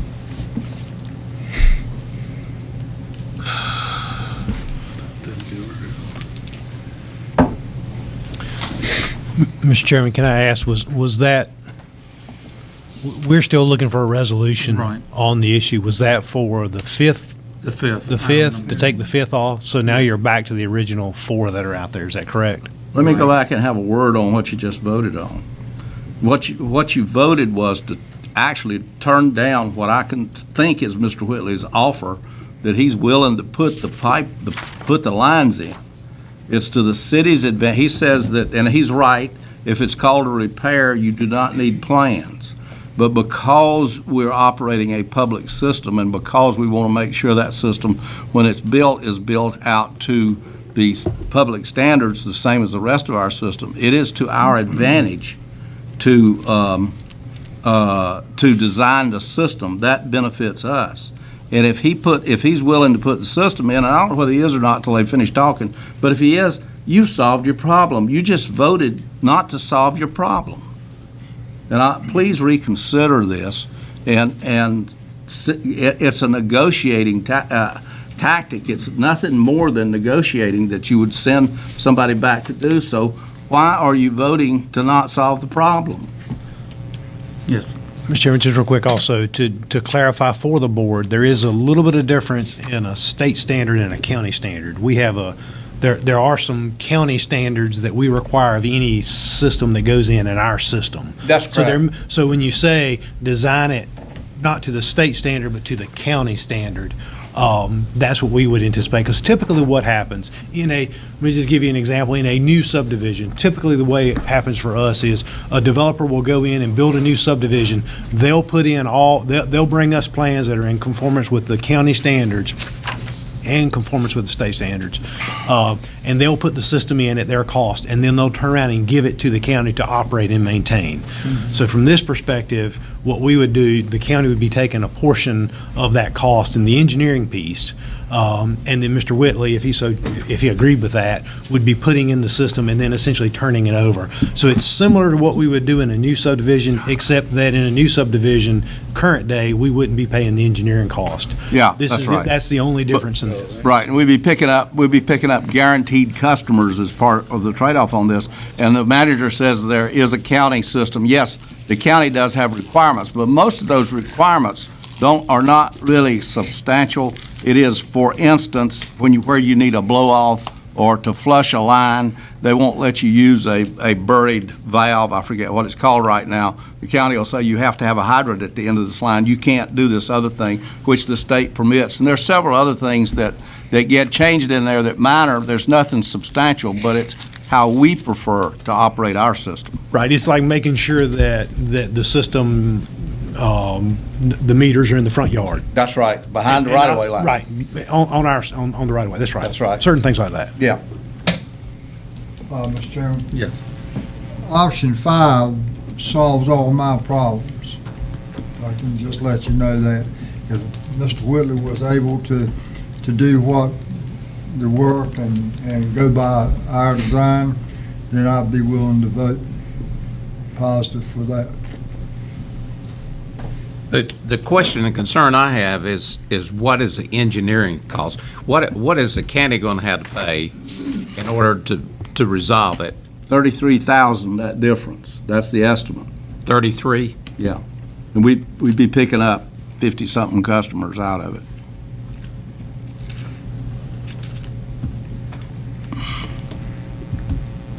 Christine, how many additional customers? I'm not sure. How many additional new customers would you be picking up? Because you currently have those customers, right? 52. Or you currently have the volume. 95 minus 29. 52. 52. I mean, we can reconsider. I'm asking, since I voted for this, I'm asking the board to please reconsider because I don't think you really understood. And Christina, I'm gonna put you on the spot. You're not gonna like this. Sure, I'm on the spot, that's good. But, are you willing to recommend that option 5 be considered and go back to Mr. Whitley in order to get this thing resolved?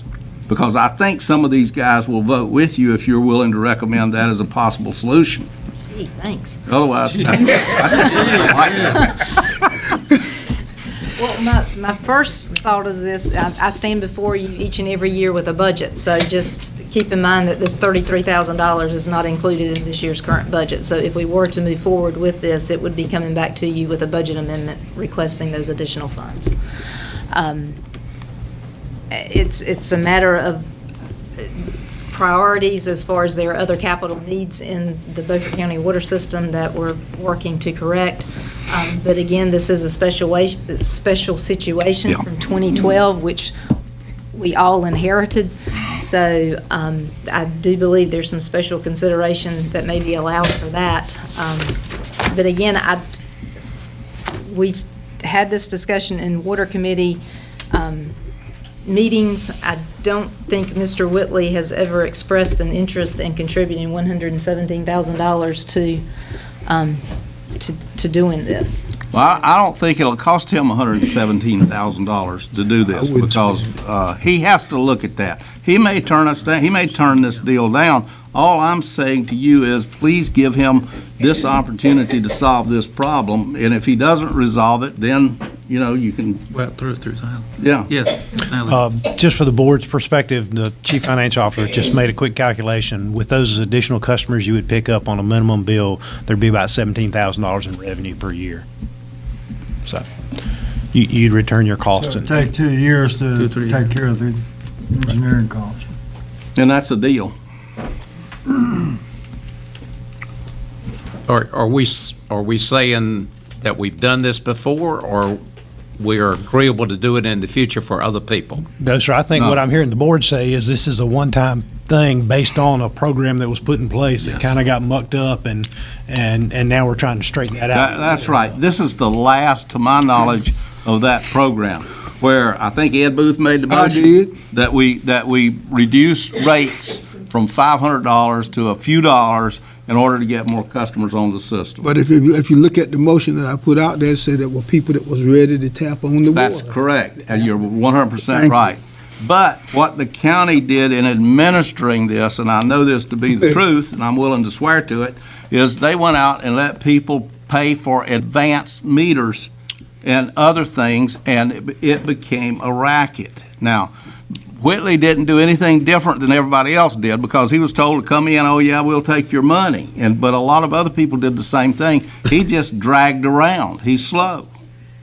So we need to work our way out of the residual of this, and this is the last of it. And no, I wouldn't vote to do this for anybody else. I'm trying to work ourselves out of a big mistake in administering what started off to be a good program. I guess my question is, we just got through agreeing to refund on the other one, and the amount of money that's been put up is $1,503. So we're talking about that versus $33,000 in engineering fees. Well, we would keep his money, but we'd pay for the engineering fees in 2 years, but with water sales. So we would get our money back. Again, you're working yourself out of a bad situation.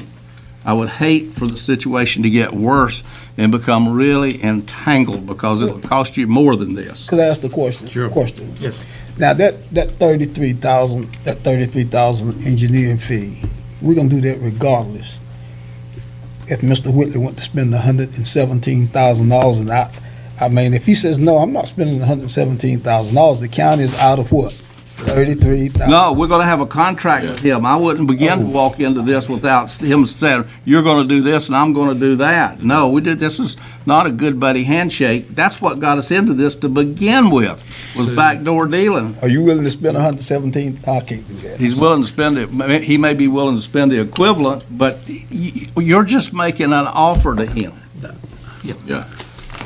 I will back up, and I will agree to do that if we have a contract that absolutely the owner is going to do. Yeah, we're going to do this, and you're going to do that. Yeah. Mr. Chairman, I'd like to make a motion. You can't. I'd like You can to make an amendment to them. No, he can't. He's He gotta was make on a the new one. losing side. It has to be one of us four. Okay. Okay, I make a motion. You were on the losing side. okay. You're on the losing side. I'll make that There's one. new rules. No, it's not. No, it's not. It's old rules. It's always been there. I'm getting acclimated. I'll second. All right, any more discussions? Hopefully not. All in favor? You can vote All against. opposed?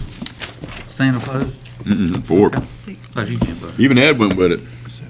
Ed saw the wisdom in it. What was the vote on that, by the way? It passed, it don't matter. 6-1. Okay. Who voted against it? 7-0. 7-0. 7-0. Oh, okay. 7-0. Who was slow? He couldn't get his hand up. No, I was just wondering about that $117,000 that we putting on that Mr. Whitley. Ed did the Okay, math. Christine. Ed's straight I'm on the sorry. math. Next. Okay, yes, next. Mr. Chairman, can I ask Mr. Whitler a question? Absolutely. Would you come to the stand?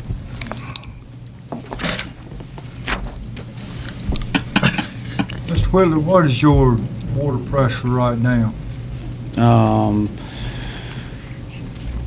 Anywhere between 30 and 40. And Christina, what is our water pressure?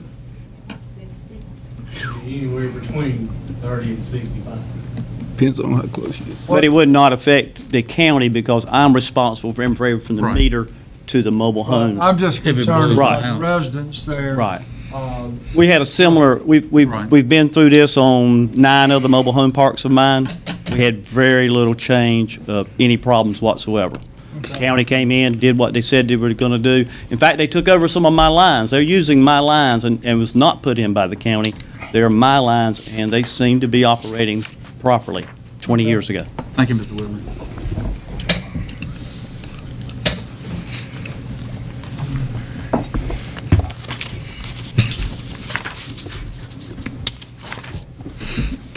Next item is dealing with the award of construction contracts for the demolition of the Pamlico Beach Convenience Site.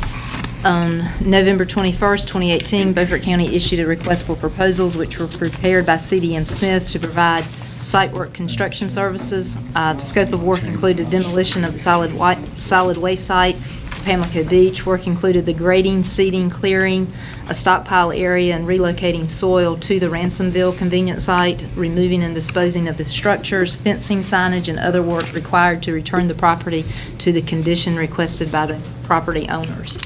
Additional funding will be required as this was not included in the fiscal year 2019 budget. It was an unforeseen expenditure. Therefore, a budget amendment is provided which will provide the required funds.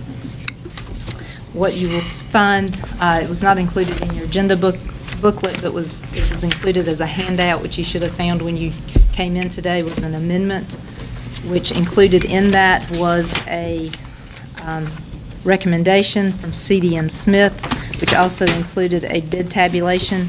As you can see, 4 bids were received last Friday, and CDM Smith makes the recommendation to award to Corbett Clearing and Demolition, which is a firm located out of Goldsboro.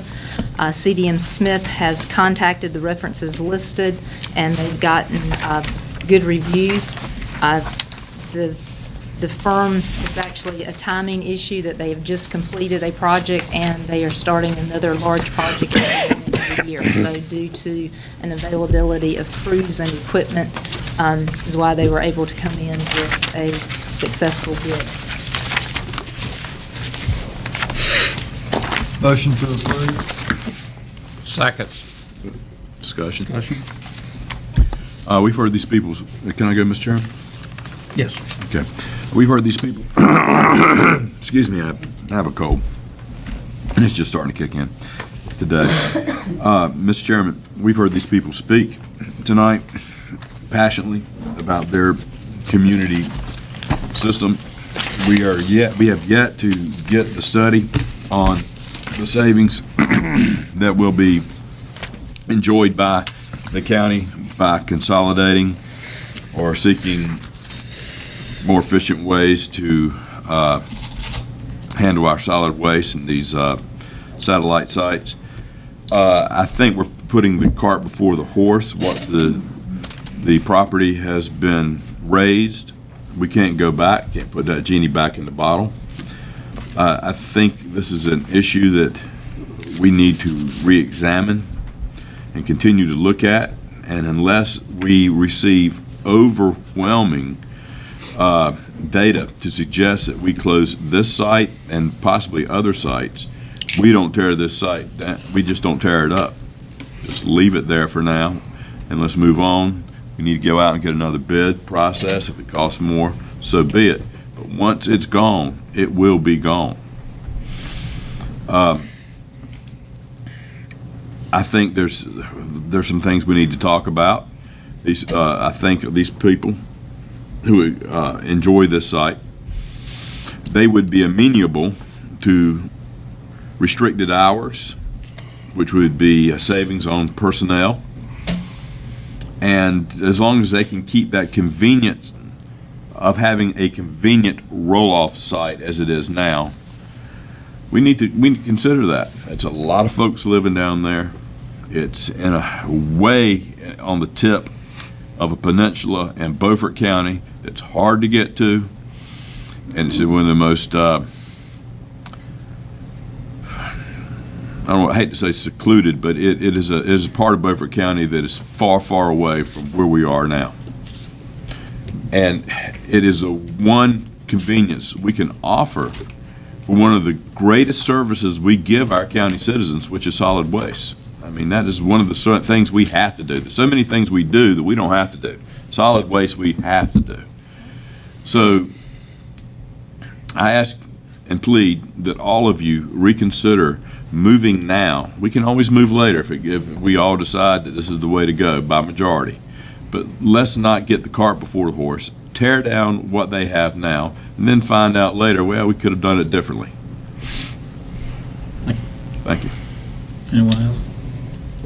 I would just like to say that looking to the future as we do the study, we're going to be closing other sites. And this is not a political thing. This is doing the right thing for the county. And we're going to reduce the number of sites. And it's all about that map up there right behind Christina. I mean, that's a 10-mile radius. And you can see that it's not that far for the people in Pamlico Beach.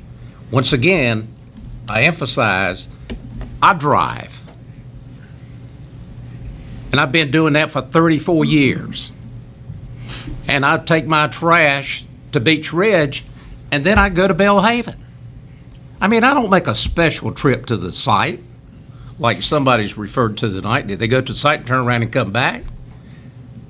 I mean, when you leave in Pamlico Beach, you're going to go to Bellhaven or you're going to go to Bass or someplace. All you do is, when you do that trip, is you take your trash with you. So I will not change my position because it's not going to be political to close down the other sites that we're going to be confronted with. This is all about making a better, solid waste, convenient sites. I mean, you know, this is the first one, and it happened to come before we had the study. But if you start talking about a 10-mile radius and drawing the circles, this site, it has nothing to do with the price. It has nothing to do with the convenience of somebody on a golf cart. Mr. Chairman. Yes. I just I'm want, sorry. that's all right. You're fine. I just wanted to, you just forgot, that's all right. Yeah. I just wanted to add to what Frankie was saying. We haven't harped enough on the modernization of the site at Ransomville.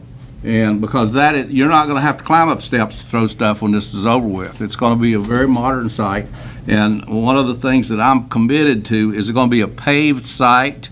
We're not driving through mud holes and rock holes and all that kind of stuff.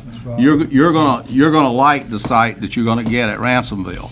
The last thing that I will say at this is using your own numbers, and I went over them with the gentleman that presented them. You've got 300 customers average year-round at that site. Those 300 customers, if you use $150 in taxes a year, pay us $45,000. We're paying $30,000 a year for staff at the site. That only leaves $15,000 for tipping fee. Everybody else in the county is subsidizing your trash. I'm sorry that I can't vote with you on this, but those are just the financial and the business facts. And all of you leave down there. I travel to Pamlico Beach a lot, and all of you leave down there and you go the same way. You're within a couple of miles of that roll-off when you leave Pamlico Beach to go shopping, when you leave Pamlico Beach to go to Bellhaven or Bath or wherever you go. So I don't think that it is that much of a hardship. And I'm sorry, I apologize, but I'm going to vote with the rest of these guys to modernize, give you a good modern site. And it may be less convenient than the one you have. Commissioner Finley? And I think, Brian, you also said that December 31st, we need to be gone. Legally, we have to. They've asked us to be off the site. Is there a motion? I made the motion. Yeah. There's a second. I'll second. Okay. Any more discussion? All in favor? All opposed? 6-1. Mr. Chairman, can I ask a question? Can you please tell me what the bid was, the amount of the bid? 46,000. $46,882. Thank you. And finally, my last item for this evening. Why? is also the award of a second construction contract. This is dealing with the Hysucat Water System Improvement Project. To refresh your memory, Beaufort County was awarded a grant by the Industrial Development Fund grant in the amount of $337,000. This is to extend an 8-inch water line along NC 92 to Hysucat Boats, which is a manufacturing facility located off of 92. McDavid and Associates issued bids for this project, or excuse me, issued requests for bids for this project. Bids were received on September 27th. The low bidder is Central Builders Incorporated out of Rocky Mount, North Carolina. The low bids exceeded the originally estimated available funds. Therefore, McDavid and Associates entered into a negotiation with Central Builders to do cost adjustment on that. Included in that, change the scope just a little bit, changing horizontal directional bore from using HDPE pipe to using fusible PVC pipe. We also deleted from the scope a meter which would be used solely to meter water used during an emergency or a fire situation. What you have attached is a recommendation from McDavid and Associates, which recommends awarding the contract to Central Builders in the amount of $258,000 and $258,059.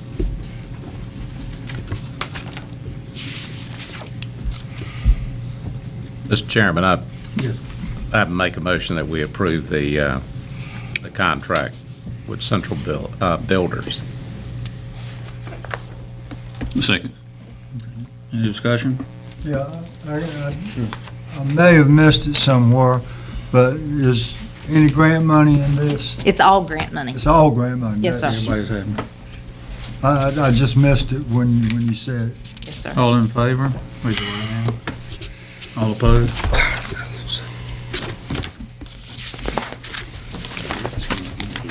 Yep. Well, all right. A new phase. Good evening, Mr. Chairman, Commissioners. Several months ago, I came before the Commissioners and gave a presentation on House Bill 630 and Session Law 2017-41 that talks about new requirements for the Department of Social Services. The law requires each county to enter into an annual written agreement with the Department of Health and Human Services for all social services programs except Medicaid. Since that time, the Department of Health and Human Services has modified the agreement due to the feedback from the counties following the execution of the MOUs, DHHS's analysis of performance data, and impacts due to Hurricane Florence. The modifications include changes to several of the performance measures, changing them from static measures to growth measures. The modified MOU also provides clarification that no corrective action or fiscal penalties will be initiated based on the MOU for fiscal year 2018-19. The amended MOU was presented to the DSS Board on November 19th, and the Board voted to send the Memorandum of Understanding to the Board of Commissioners with a recommendation that it be approved. And also, another note, the amended MOU now only includes one signature for the county and one signature for the Department of Health and Human Services. Motion to approve. Second. Discussion? All in favor, raise your right hand. All opposed? Thank you. Good night. Commissioner Richardson. What is the item? Illegal voting. The what? Illegal voting. Subpoena. Oh, yeah, the motion on illegal voting. Yes, yes. I'm sorry, I wasn't paying attention. A minute, understanding illegal voting, yes. Page 260. I have a motion on illegal voting. And what it says is, be it resolved, the Beaufort County Board of County Commissioners supports efforts by the Wilmington Federal District Attorney, U.S. Immigration and Customs Enforcement Agency, and the U.S. Department of Homeland Security to stop illegal voting. And the reason those agencies were mentioned in this is because those are the agencies that were issuing the subpoena for information having to do with illegal voting. That is a motion. Second. Second. Discussion? All in favor, raise your right hand. All opposed? 5-2. Mr. Richardson. Chairman, could Yes. I just ask a question? And I'm not sure the county attorney may want to. From that, that's a statement by the board. That doesn't impact, you're not asking us to take any specific direction relating to. No, the board, it's a resolution the board supports. I think that it should be sent to the federal district attorney in Wilmington, though. I think he should know that the board supports efforts to stop it. We didn't say, we're not addressing the subpoena. We're just saying we support efforts to do this. If the board so wishes us to do that, Well, I move that be sent to the federal attorney in Wilmington. Second. Discussion. U.S. attorney. Can we do that? All in favor? All in favor, right. All opposed? We're presuming Langley votes against it. Yeah, he did. He did. He's not here, he voted for it. I think that's a 6-1. Yeah. Well, it's the same thing with the 6-1 Yeah, or it is, 5-2. Put him down for It don't make no difference. Put him in our ledger. Put him in our ledger. I'll teach you to believe it. That's right.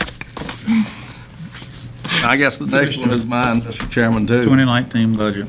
Budget, well, Stan Etheridge has got some more specific information, and I think it might expedite things if we just went to Stan's and. So we can X through yours. Yeah. Okay. Stan? Okay, Stan.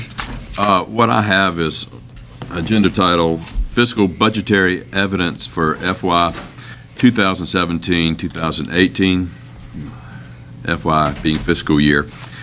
All county commissioners, should they so desire, their unabridged version of all public money spent on behalf of their constituents will be supplied.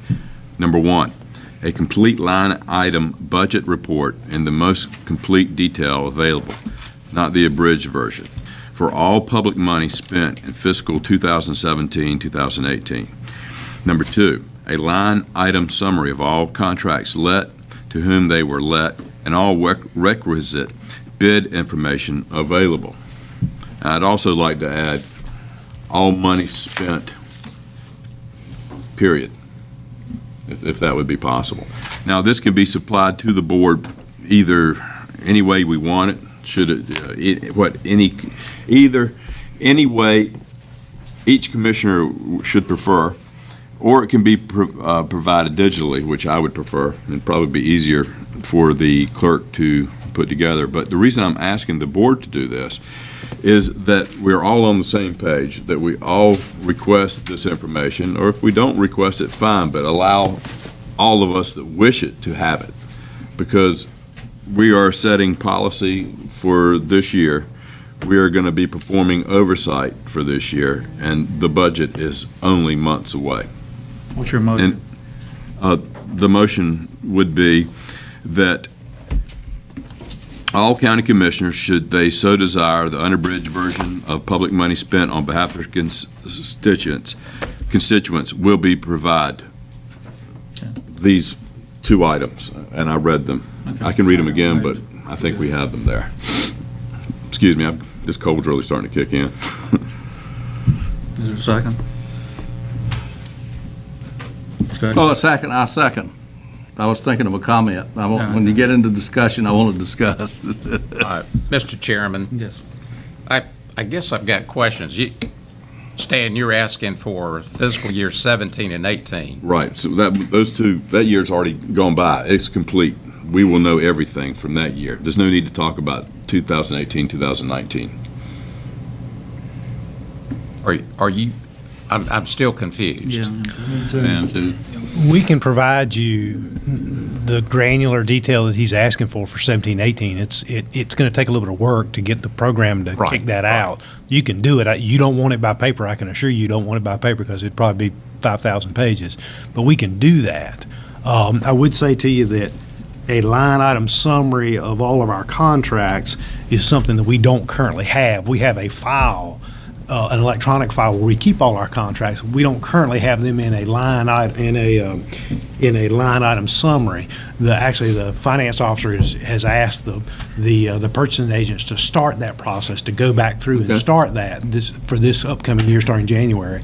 But we're happy to give the board any financial information they want. It's going to take us a little bit to run the program to dump, because it's a voluminous document, and it would be most definitely something you would want to see electronically, not something on paper. But Anita and I have had that conversation. I mean, typically what we provide the board is the line item. What I think you're asking for is the detail below the line item that shows how much was spent out of each line item individually. And we can do that. It just takes, it probably is going to take them running the report in small sections because it is so large. I think they tried it before and it crashed the system because there was so much. But I mean, we're certainly happy to do that. Mr. Chairman, Yes. Thank you. I don't want to deny him from getting what he wants, but please don't send me all them pages. I'm just telling you now, I'm not going to sit down and read them 5,000 pages. I'm not going to do it. And I trust you and Anita's ability to handle these things. But if he want them, so be it. But God knows, don't send them, and please don't crash my system. And I know what your policy is. What one get, we all get. But I'm asking you this time, please don't send me that. And don't send it to me either. I think each commissioner should, in the past, each commissioner could request not to get stuff. There's no problem with that. Well, let me suggest this, that maybe Stan should go over and sit down with somebody in the finance department and let them pull up some of this, show him what it looks like, because he may not be asking for what he really wants. And we're happy to do that. I mean, I think, that will be a lot of help. Is there something in between the big 5,000-page monstrosity and the thin line item? I think so. It's either line item, so it says supplies and materials, this amount, or it says every expenditure we made against the supply and material line item, like this. That's the grand. I think it's one or the other, Hood. Is there a motion on the floor? We'll let you see it. You can look at it and decide what you want. Is there a motion on the floor? Here's a motion and a second. But you can always get a printout on a specific item. That's right. If you want it in there. If you say, I want to see how much, example, the county manager's office spent on telephone, then we can drill that as deep as you want to go. But my problem is, I'm not going to know where to look unless I got something to peruse through. Now, 5,000 pages, I mean, I can go through that, if it's digital. I don't know how much it's going to be. We were just, I think I said it was very large, but we're happy to provide you. I mean, I think Commissioner Richardson's comment to come sit with one of our finance folks and so you can see it and say, yes, that's what I like, that's what I want. We'll be happy to get it. Start there. I would propose that we start with a line item budget, and then if you want to drill down deeper into any one line item, we can certainly do it. Can you revise your motion? Let's start. Sure, it may end up becoming that. That's but, fine. Okay. Do we really need a motion? I mean, we're talking about financial information that you're free to have. I think it's better if you go and spend a little time and let them show you. Yeah. Okay. We good? I was thinking it was going to be something a lot less than 5,000 pages. But I can. I'd be more than glad to. I got one more request from you, Ms. Fine. When he do come by and sit down and look at it, please call me. Well, and I deferred to Stan in his request, but to that end now, one of the big questions that I want to raise that's going to raise a lot of ire when I say it is, are we going to do another continuation budget? Or are we going to try to pick some departments to drill down on and do what Stan's talking about, more of a line item detailed thing as to where this money's going? Because I'm seeing departments that are spending the same money over and over again every year for something that they, is not a 1-year item, it's a 5-year or a 10-year item. And we need to pick a couple of departments, in my opinion, and this year, and we need to do more than a continuation budget for them. But mainly because there's so much stuff, I don't think you can do more than that at one time. And next year, we need to pick another 2 departments and do the same thing with them. Again, we're happy to show you as much detail as you want, allow you to go into as much detail as you want, and I know we have this conversation back and forth all the time. For us, continuation means you're providing the same level of service you did last year. If you say to us, we don't want to provide that level of service, we'll make those cuts. Yeah, but within that level of service, let me say this to you, and I'm not going to name the department sitting here right now, but there's some departments that are going through computers like they're candy. I'm seeing so many, we're abandoning computers. You got to surplus this, and saying they don't need all of those computers to begin with. I'm seeing things like that in there. So what I'm saying is, what is their computer budget and technology budget, and how do you surplus a computer? Is this just something that we bought that we decided we don't like? Or is this a computer that somebody locked up and we don't want to have somebody come and get it going again, so we're going to surplus it? I mean, I suspect there's some of that stuff going on out there. We're happy for you to drill down, and we'll be glad to show you whatever, any of those. We do on our IT stuff, our IT folks do look at that and make a recommendation, and most of those are end-of-life kind of stuff that we. Yeah, but departments that I know of that have got 40 employees and they're turning in like 25 computers a year, I know better than that. I don't care how many IT departments go through it. I buy computers too. Well, I don't know specifically what you're referring to. I'll be glad to look into that, because you're right, we shouldn't be. Well, I'm not going to make. You can do it here, but you can get Stan and Stan will go. No, well, here's what I would like to do. Okay. At the next meeting, I would like for us to decide 2 departments that we're going to do more than a continuation budget on this time. And that is sit down with the department heads and the people in that department. What are you doing? How many people are doing this? What are services you're providing? We're approving things that we've got services out there, and we don't know what those services are that we're providing. And I can think of 2 departments right now that are providing services that are not mandated by anybody, that we are expanding those departments and providing more and more programs every year. And you guys are clueless as to what's really going on. If you can just give us the specifics, I mean, we'd love to. Well, I would say at the next month's meeting that we sit down, because we're early enough into it, and decide which 2 departments that we're going to do more than a continuation budget on. So we want to drop the line item for right now and just. Let me since Hood piggybacked on me, or I'm piggybacking on Hood, let me just say this. I've thought about it a little bit. I'd like to revise my request, and if anybody else wants it, fine, but my request would be fiscal year 2018, 2019, just get me the budget, full budget, as what you gave the commissioners, and then I will use that to come to sit with you and drill down into one or the other or more. You don't need a motion. So you're rescinding your motion? Yeah. If we're going to go at it that direction, since I was thinking about a full year, but since we're not going to do we're not going to get into all the specifics of the extra voluminous report, I would be more than happy to just go with last year and then work it throughout the year, because we're going to, by the time we're in budget, we're going to be close to being done anyway. So that'll be fine. Well, Anita was sending out something by email every quarter, and nobody read it, but she sent it out. I mean, I looked at it, but I didn't have time to put time into it. That was about, 30 or 40 computer pages? Yes.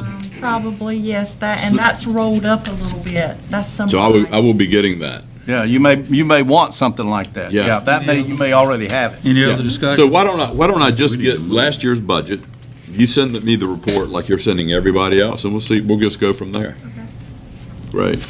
We gonna vote on this? I don't think we. And I want it. You can get it to me digitally. All right. Thank you. Staff's going to provide him with what he wants. 14. Mr. Alligood. Thank you, Mr. Chair, members of the board. This is a request for the board to consider upgrading our telephone system controller. You've got a proposal from our current telephone system provider, Business Communications Systems, to upgrade our current ESI telephone system controller. That existing controller is about 14 years old. The upgrade of the controller and the associated upgrades of the network switches would allow us to provide IP telephone service in the downtown campus location, which includes the new Financial Services Center. What we've got to do is change out some switches to make them where they run power through the switch. So that way, the phones are cheaper, so you don't have to run the phone through the light switch or through the receptacle. And even if power goes out, those phones still work. Because the system is backed up and generated, it'll be moved over to the Seaboard building.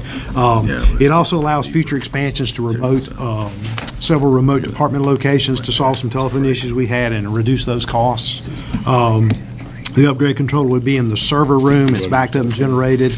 You'll see in the agenda package, you have some notes from our IT provider that recommends the upgrade and a description of the system. There's an associated budget amendment to it that would fund it with no use of fund balance by realizing an increase in investment earnings to cover the cost. You see that broken down. The system, currently, we have multiple ESI systems in the county.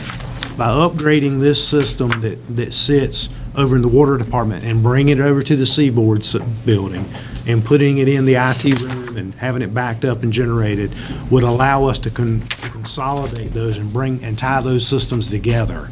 It would also allow us to do things like when the sheriff's office, which is on a separate telephone system, if that ever dies, and eventually it will allow us to pick up their system, because we already have the narcotics system on our ESI system. So it would allow us to do that a lot cheaper. It would allow us to bring DSS in. It would allow us to eventually bring the health department in. So you'd have all the departments on one phone system operating in the best way it should be. So the cost on that is $85,000. We've looked at what it would cost to just go into the Financial Services Center and just put phones in there and just do that on a straight contract basis. And that runs anywhere from $367 a month to $331 a month. But that's a system that's hosted and not one that you control. And it's just, if you are a business and you're trying to minimize capital costs, that's probably the smart thing to do, because you may not be in business in 2 years. From the county's perspective, the way we look at it is we can afford capital costs because we're going to be here, and it's cheaper for us to pay the capital cost instead of just worrying about cash flow. And this allows us to combine systems, and it kind of future-proofs us as we look forward with other issues going on. Commissioner Brand? Happy to answer any questions. Brian, is this an emergency item, or could it possibly be put off until we do budget? Well, the issue with this is we've got to be able to deal with the phone system at the bank building, and what this does is it does that. Now, I mean, the other option to do that is to buy a completely separate system, like we did out at Animal Control, like you have over at Register of Deeds, like you have all the other ESI systems that are around. You could do a small system over there. But you can also do this and upgrade the entire system and tie them all together. So to us, it makes sense to do that so that you can handle future needs and deal with some of the off-site telephone issues we have, like elections, and they're on an old Nortel system that is costing us a ton of money that we could use some remotes. Emergency management has some issues and they're not tied into our system, and our telecommunications folks have said you can do that with remote IP sites off of this one. So from our perspective, we think it's an opportunity while we're dealing with the Financial Services Center to go ahead and get the system where it's ready to go for the future. So you're telling me that takes in consideration the new bank building, the ESS, Health Department, and the Sheriff's Department? No. The Sheriff's Office is a standalone system right now. But what this would do is it puts in the backbone for us that when that system eventually crashes, then we can just pick that system up by going in and adding phones and not having to buy a new system over there, because we've currently done that with part of their system. The narcotics system is already on ours. This simply gives us that capacity to bring in those other systems. Instead of them being segregated across the county, we're able to be able now to tie those together, be able to share phone lines and do things like that. You're essentially buying a server and a switch. We are buying an upgraded controller, which is a server, and we're upgrading some switches so that those switches can push power over them. Yes, sir. So moved. Second. Questions? Discussion? So we're just getting one server? They're upgrading the controller, the telephone controller of the system we have over here and bringing it over to the Seaboard building. One server? Yes. Okay, then there's going to be switches. Right. With IP phone, is that Internet Protocol phones? Yes, sir. Okay, so it's can be run either on anything that carries packets of information. Right, and you could actually, one of the advantages of that, obviously, is it allows us to do some different things from, we can use more efficient, what are called SIPs phone lines, which allows us, instead of having to buy banks of phone lines, we can buy smaller ones. We might not have to use as many telephone lines because we're able to do remote sites. And the other piece of it is we can take a phone, if it's an IP phone, you can obviously unplug it, plug in somewhere else, and you're right back where you were, just like you never left your office. I mean, you could actually take it to your house if you have a high-speed internet connection and operate just like you were sitting at your desk. I was looking at the hardware. Most of the expense is with the switching units. There's separate individual switching units per location. Am I right there? There's the base cabinet and the expansion cabinet, the ports, and all that that will sit over at the Seaboard building in the server room and be backed up and generated. So that plus 87 IP phones, which would cover the entire campus here. You say IP phones with, okay, this campus, but how do we tie into the other places for Beaufort County, throughout the county?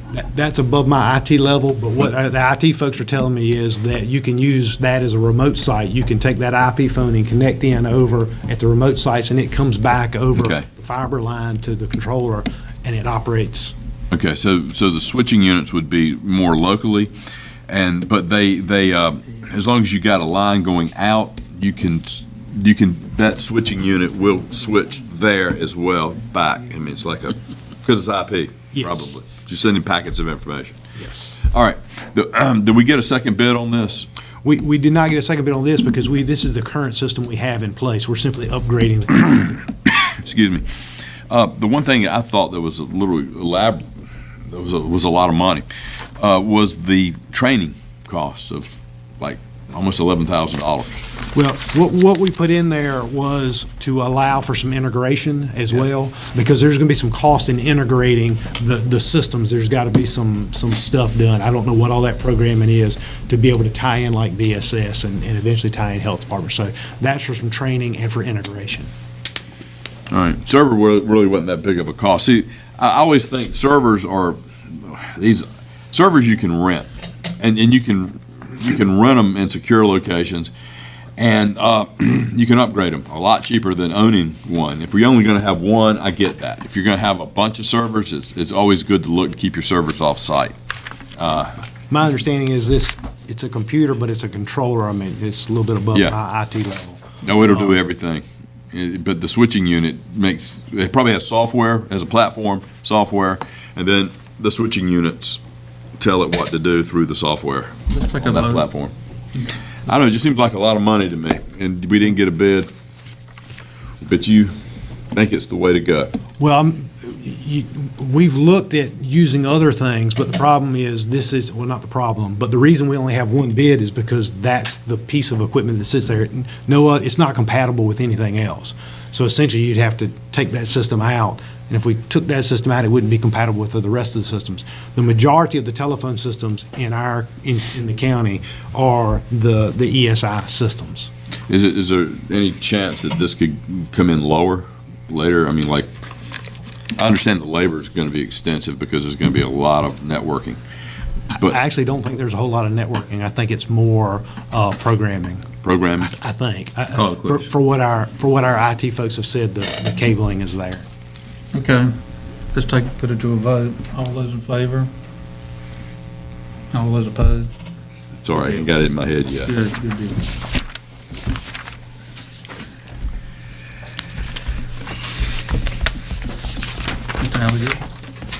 This is item 15. Sorry, let me get to it. This is the antenna site license agreement between the county and Tower Com. As you recall, last month, you did the change order to provide the ability to get on the tower comm site. This is the agreement that rents space on that tower. The initial term of the lease is for 10 years, and it has four successive 5-year extensions. It also provides a 10 by 20 ground space for us to put our cabinet and our generator there. There is the annual fee, or the annual licensing fee they're going to charge us is $58.80, and it has a 1.5% inflation factor. These funds will be paid out of the 911 operating budget, and essentially it allows us to tie back into the Viper system down in Pondra, because we were unable to get on the Pondra tower because it was structurally at its maximum, and it would have cost us roughly $250,000 to upgrade that tower. So moved. Second. Second. Any discussion? All in favor, raise your right hand. All opposed? Ms. Hallie, good? This is the USDA lease extension.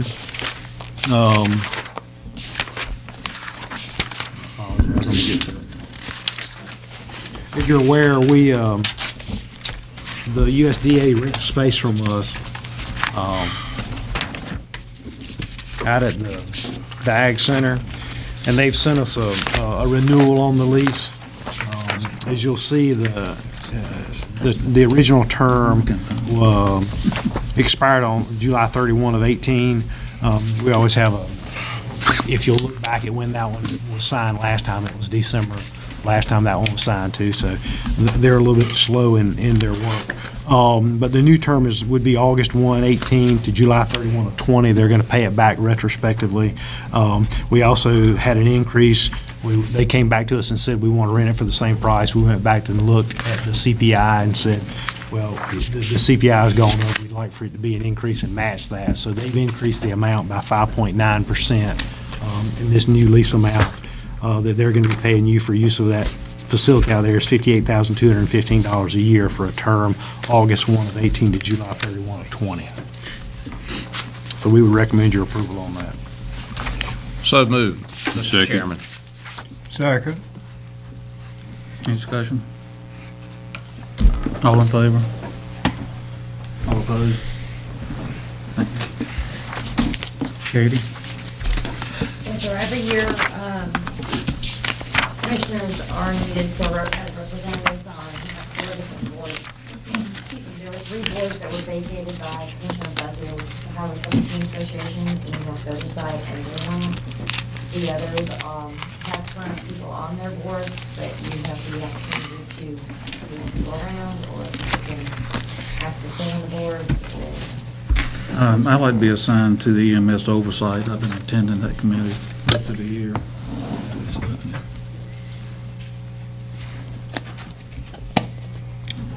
Did you interested in Highway 17?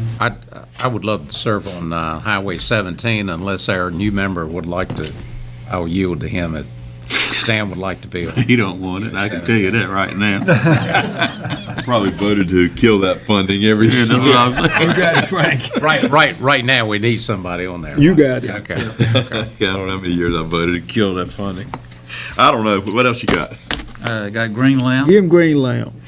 What? Green lamp. Green Lantern? Just Green Lamp, what's Green Lamp? It used to be the Head Start program. Head Start program. I'm sure I'd do great on that, too. Okay. No, let's not put Stan on there. I'll do it. You will? Okay. You got? Green Lamp. You got to be on something. I don't know, something's gonna come up. Something will come up. What? That'd be great. With what? Oh, yeah, I'll stay there. I'd like to serve on that economic development, Mr. Chairman. Ed's already there. Yeah. Currently, I think you got two, Katie. Currently, you've got Ed I'm sorry. Ed and Commissioner Booth and Commissioner and Chairman Evans. That's right. I thought you said it was vacated. No. they're not vacated spots, it's who gets assigned. Okay, to the so we're chairman. going to redo Ed, okay, that's Yeah. fine, that's So fine. you're- Yeah. coming off and he's going on? No, I'm staying. Ed's We're both on there. They're both staying. Okay. Wake up. You're staying on the JCPC, right? What else you know? JCPC. Who's that now? Chairman? Aren't you on the JCP, juvenile? Huh? You're on this committee, right? What's wrong? Juvenile crime. I thought it's Commissioner Brand. Yeah, I'm on. Oh, okay. Let him stay. I'll stay. Don't matter to me. How about, we okay on animal control? That's actually Vice Chairman Langley. The water committee, it's me and Gary and Jerry. Stay. Anybody You else? want it, you want it Yeah, to I stay wanted on. to stay. Yeah. Anybody want to get on it? No, go ahead. Y'all got it. Gee whiz. I about wouldn't finance? mind the water committee at some point. But, you know, if you got a full Who do we have on slate, finance? wait. Langley and myself and Brent. And finance is a little different. You need to have two from the, But it is. majority party. It is. We're So if good. you're gonna stay. We're good. Yeah. So we're holding water the same and we're holding finance the same, is that correct? Both of them the same. It's a majority party. Yeah. RPO, TCC. That's what I We was just looking thinking. at all. I'm with you on that, Big Ed. Yeah. Is that, How you talking my TCC. tune? What's that? says an alternate's needed. RPO, TCC. RPO, you'll be on it? No, he don't be on it either. Because under the TCC guidelines that were done, the county manager serves in the TCC role, but there needs to be an alternate for the county manager. I thought Mr. Richardson went to Did the. I come off of it when we did those rules? Do you remember the last meeting? Yeah. Oh, okay. Because I asked I got him, I said, do the boards need to appoint there? And they said, no, the county manager serves in that role. You need an alternate. Okay. That's fine with me. I'm not looking for more to do. But you would be the alternate, is that what you're saying? I'll be the alternate, yeah. Highway 17 RPO, guru. TAC. I'm on that. Who's the alternate? Yes, sir. You currently serve on that, but there's also an alternate needed for that one as well. Which one is that? The RPO, TCA. TAC. TAC. And that's the elected group. The TCC is majority staff group. You need to get on. Is the technical coordinating committee I'll that be makes your- the recommendation to I'll the be his TAC. That'd be great. Booth is an alternate on TAC. Okay. I only go when you don't go, right? Well, not necessarily. Are we good with that? Doesn't require a motion, because those are. Right, thank you. If there are appointments, well, how does it not require a motion? They're actually appointed by The the chairman. chairman each year. When is that, where is that written? It's never been done that way before. Yes, it These- is. Yeah, they is. They've always been voted on by the board. They've always been confirmed. Yes, they have. You guys may have changed it back when you were chairman, Cherry, but I mean, I've been here a while. I know how it works. I've been here 18 years. Well, it's changed from what it was. It was a vote. And that's fine with me if you want to do it that way, but I mean, when a bunch of guys are sitting up here mumbling this and mumbling that, nobody's voted on anything. You've just sort of groupied it. Well, you got it. Give me an option. You know, it doesn't mean anything. 18. 18. Katie, Pardon? on number 18, appointment to the Workforce Development Board. As I told you last month, an appointment is needed for the Workforce Development Board. We now have a person interested in taking up that position, which is Ms. Mary Kingston. It's up to you whether you would like to nominate her at this point. What agency is she with? She is with, Iconic. Is that- Marine. Okay, that's what she's on. Go She ahead. is the Human Resource and Safety Director. Good enough. So it's got to be somebody that's from a factory, right? Yep. Good enough. sorry.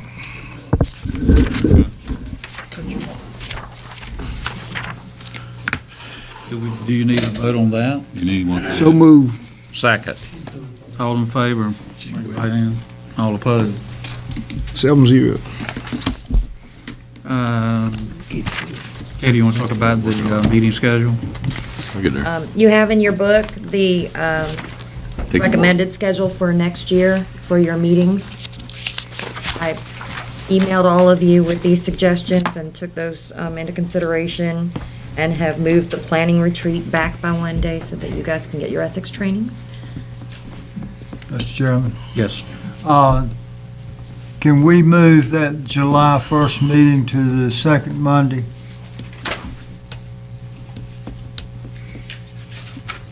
Because I'm going to be out of town that whole week. The July the 1st meeting? Yeah. I don't care. Yeah, I'm okay. That'll be July the 8th. Yeah.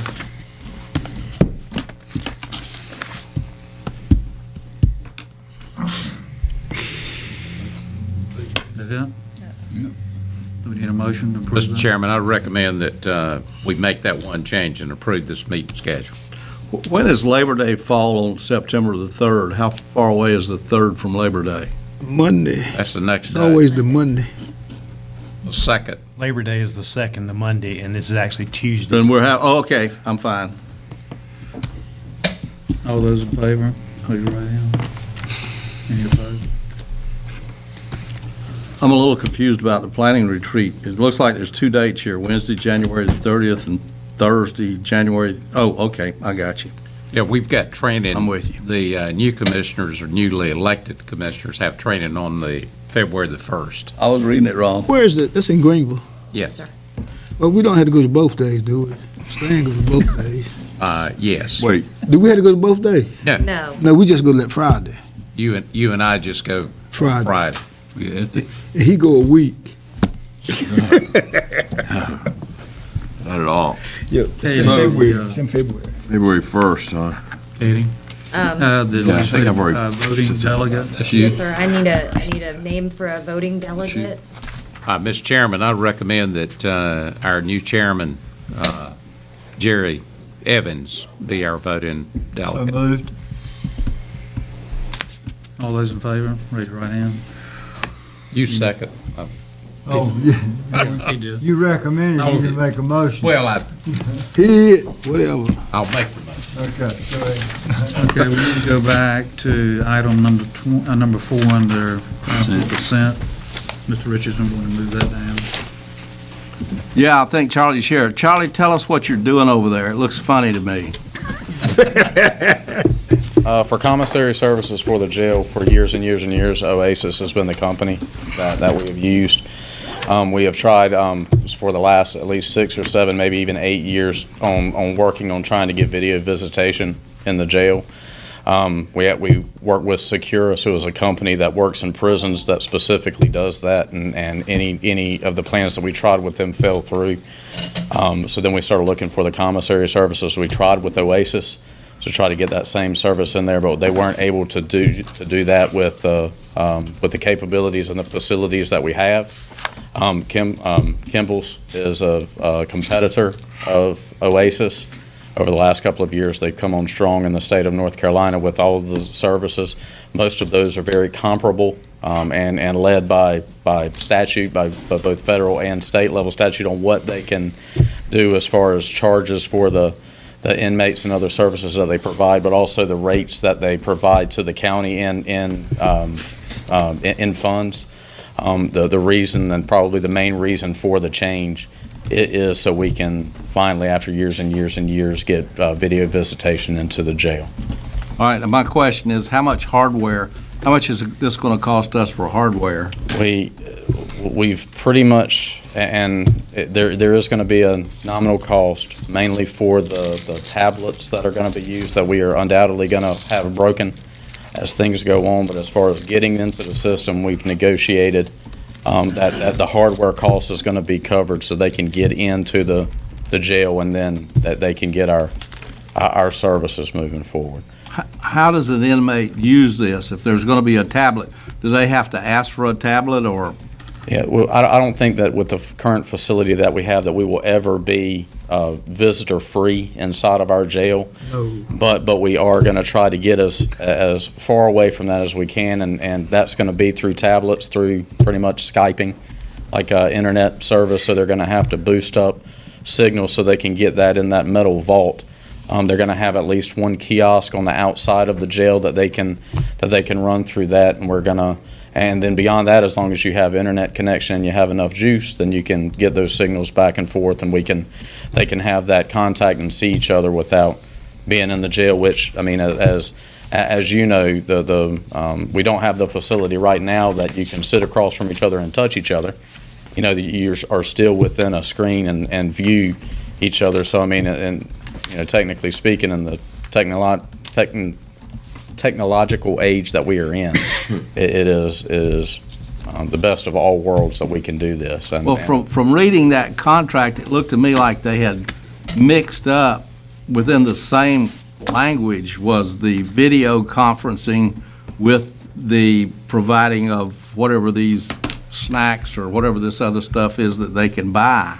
I mean, yeah, I mean, it is all part of the same contract. Yeah, but it's all mangled together. You know, if there's any questions or anything that needs to be amended as far as the contract language goes, I mean, that is absolutely fine. And really the only expedience that we were looking to try to get the contract approved and signed is so we can go ahead and get things moving with the hardware being brought in. But Is there initial there is nothing emergent that we can't wait. Upfront lump sum fee that we pay these people?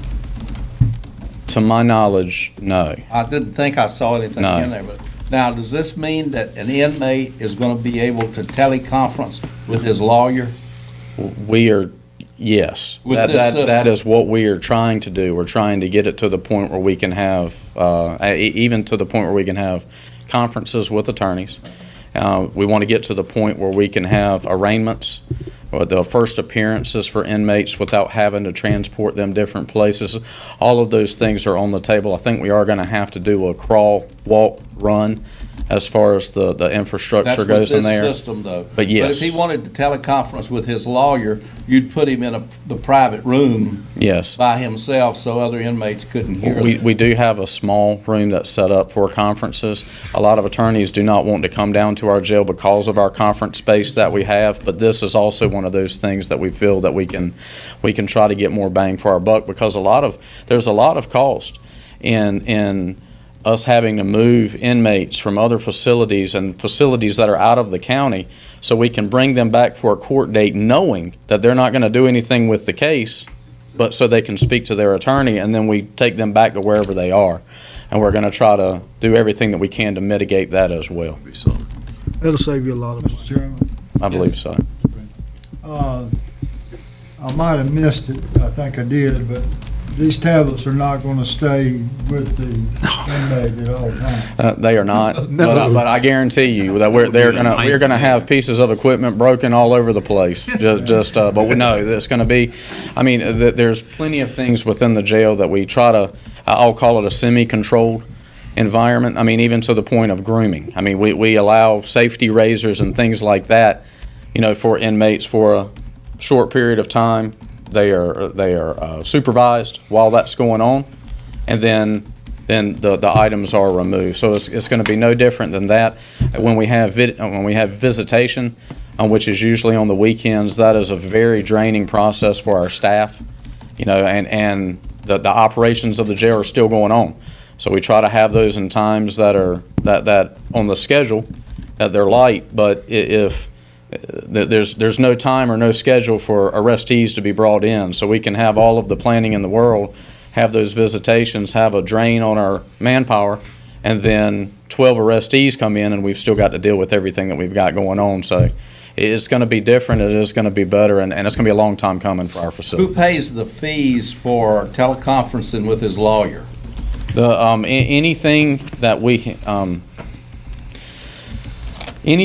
can charge by law to the inmates gets charged to the inmates. Now, those rates are in statute, and we use it black and white. We don't use discretionary issues, even to the point of, like, I'll give you an example, our pretrial release program. There's a lot of gray area in that. But with this, if there's a law that says that we can charge an inmate for whatever service that we provide, then we charge that inmate. And for the most part, if we can't charge the inmate and it's not a mandated courtesy or a mandated privilege, then we don't offer it in our jail. All right, I'm about to finish. I saw something in there about debit cards or credit cards?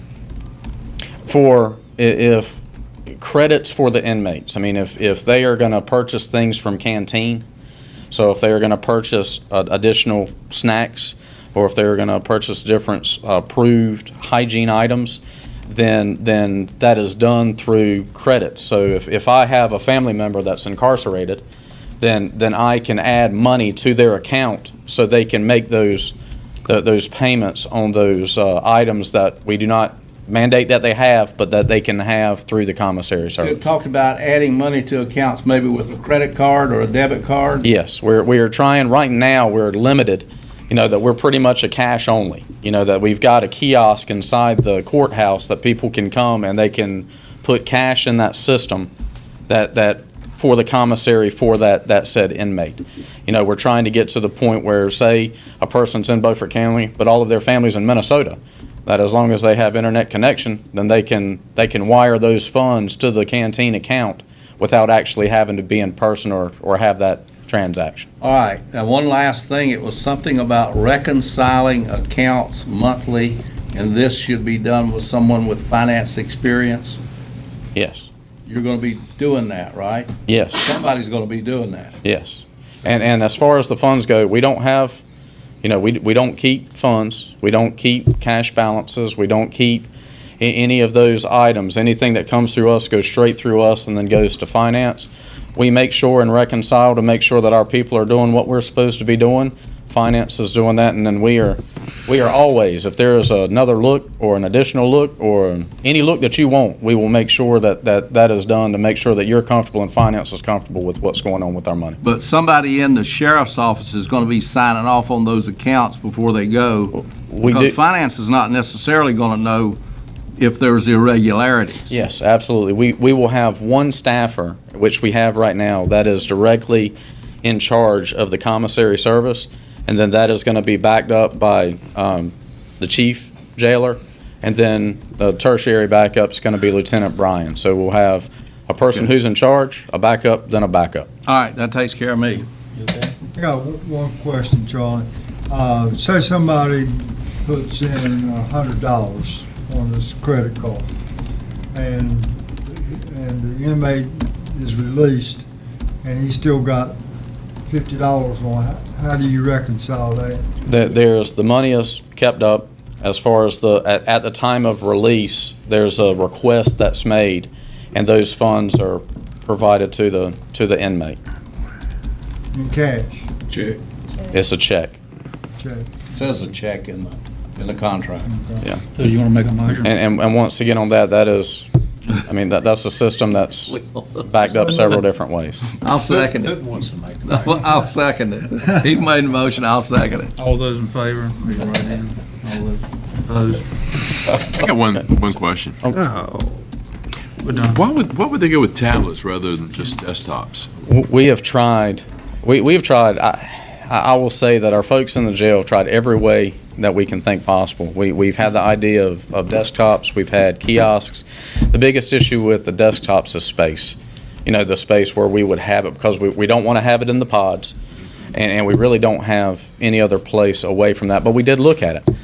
So I think that the tablets work for us because it helps us utilize the space that we have. It is a space problem. I just was thinking it'd be harder to destroy a desktop. Oh, absolutely. And if you did anything, you might mess up the monitor. I agree with you. If you gentlemen can visualize the inside of the jail and see where we've got the visitation booths now, that would really be the only space that we would have that we can put computers, which is an open area that we have, and that would still get damaged in fights and tussles as they're going down the main hallways and stuff that's in the jail. It seems like if there's anything electrical, that seems to be the way that the tussles end up moving. I can see Motion to go into closed session. Oh, Mr. Chairman? Okay. If, don't want to take up more of your time, but I do want to congratulate the board as it sits. It was, I didn't get to know the actual layout of the board until I walked into the room. The sheriff, we had our oath ceremony and Christmas party tonight. That's why I was late, so I apologize for that. But I do want to offer my congratulations on behalf of the sheriff and myself to this board, and I look forward to working with each of you as we go through the next handful of years. Thanks, Charles. Okay. Charlie, I did share your text with the new chairman. Okay, and once again, I didn't know until I knew, so I thank you for that. A motion is needed to go into closed session under NCGS 143-318-11A3 to consult with an attorney employed or retained by the public body in order to preserve the attorney-client privilege between the attorney and the public body, and for discussion of existing litigation, Leary v. Board of Commissioners and Beaufort County v. Amerisource Bergen Drug Corp. So moved. Second.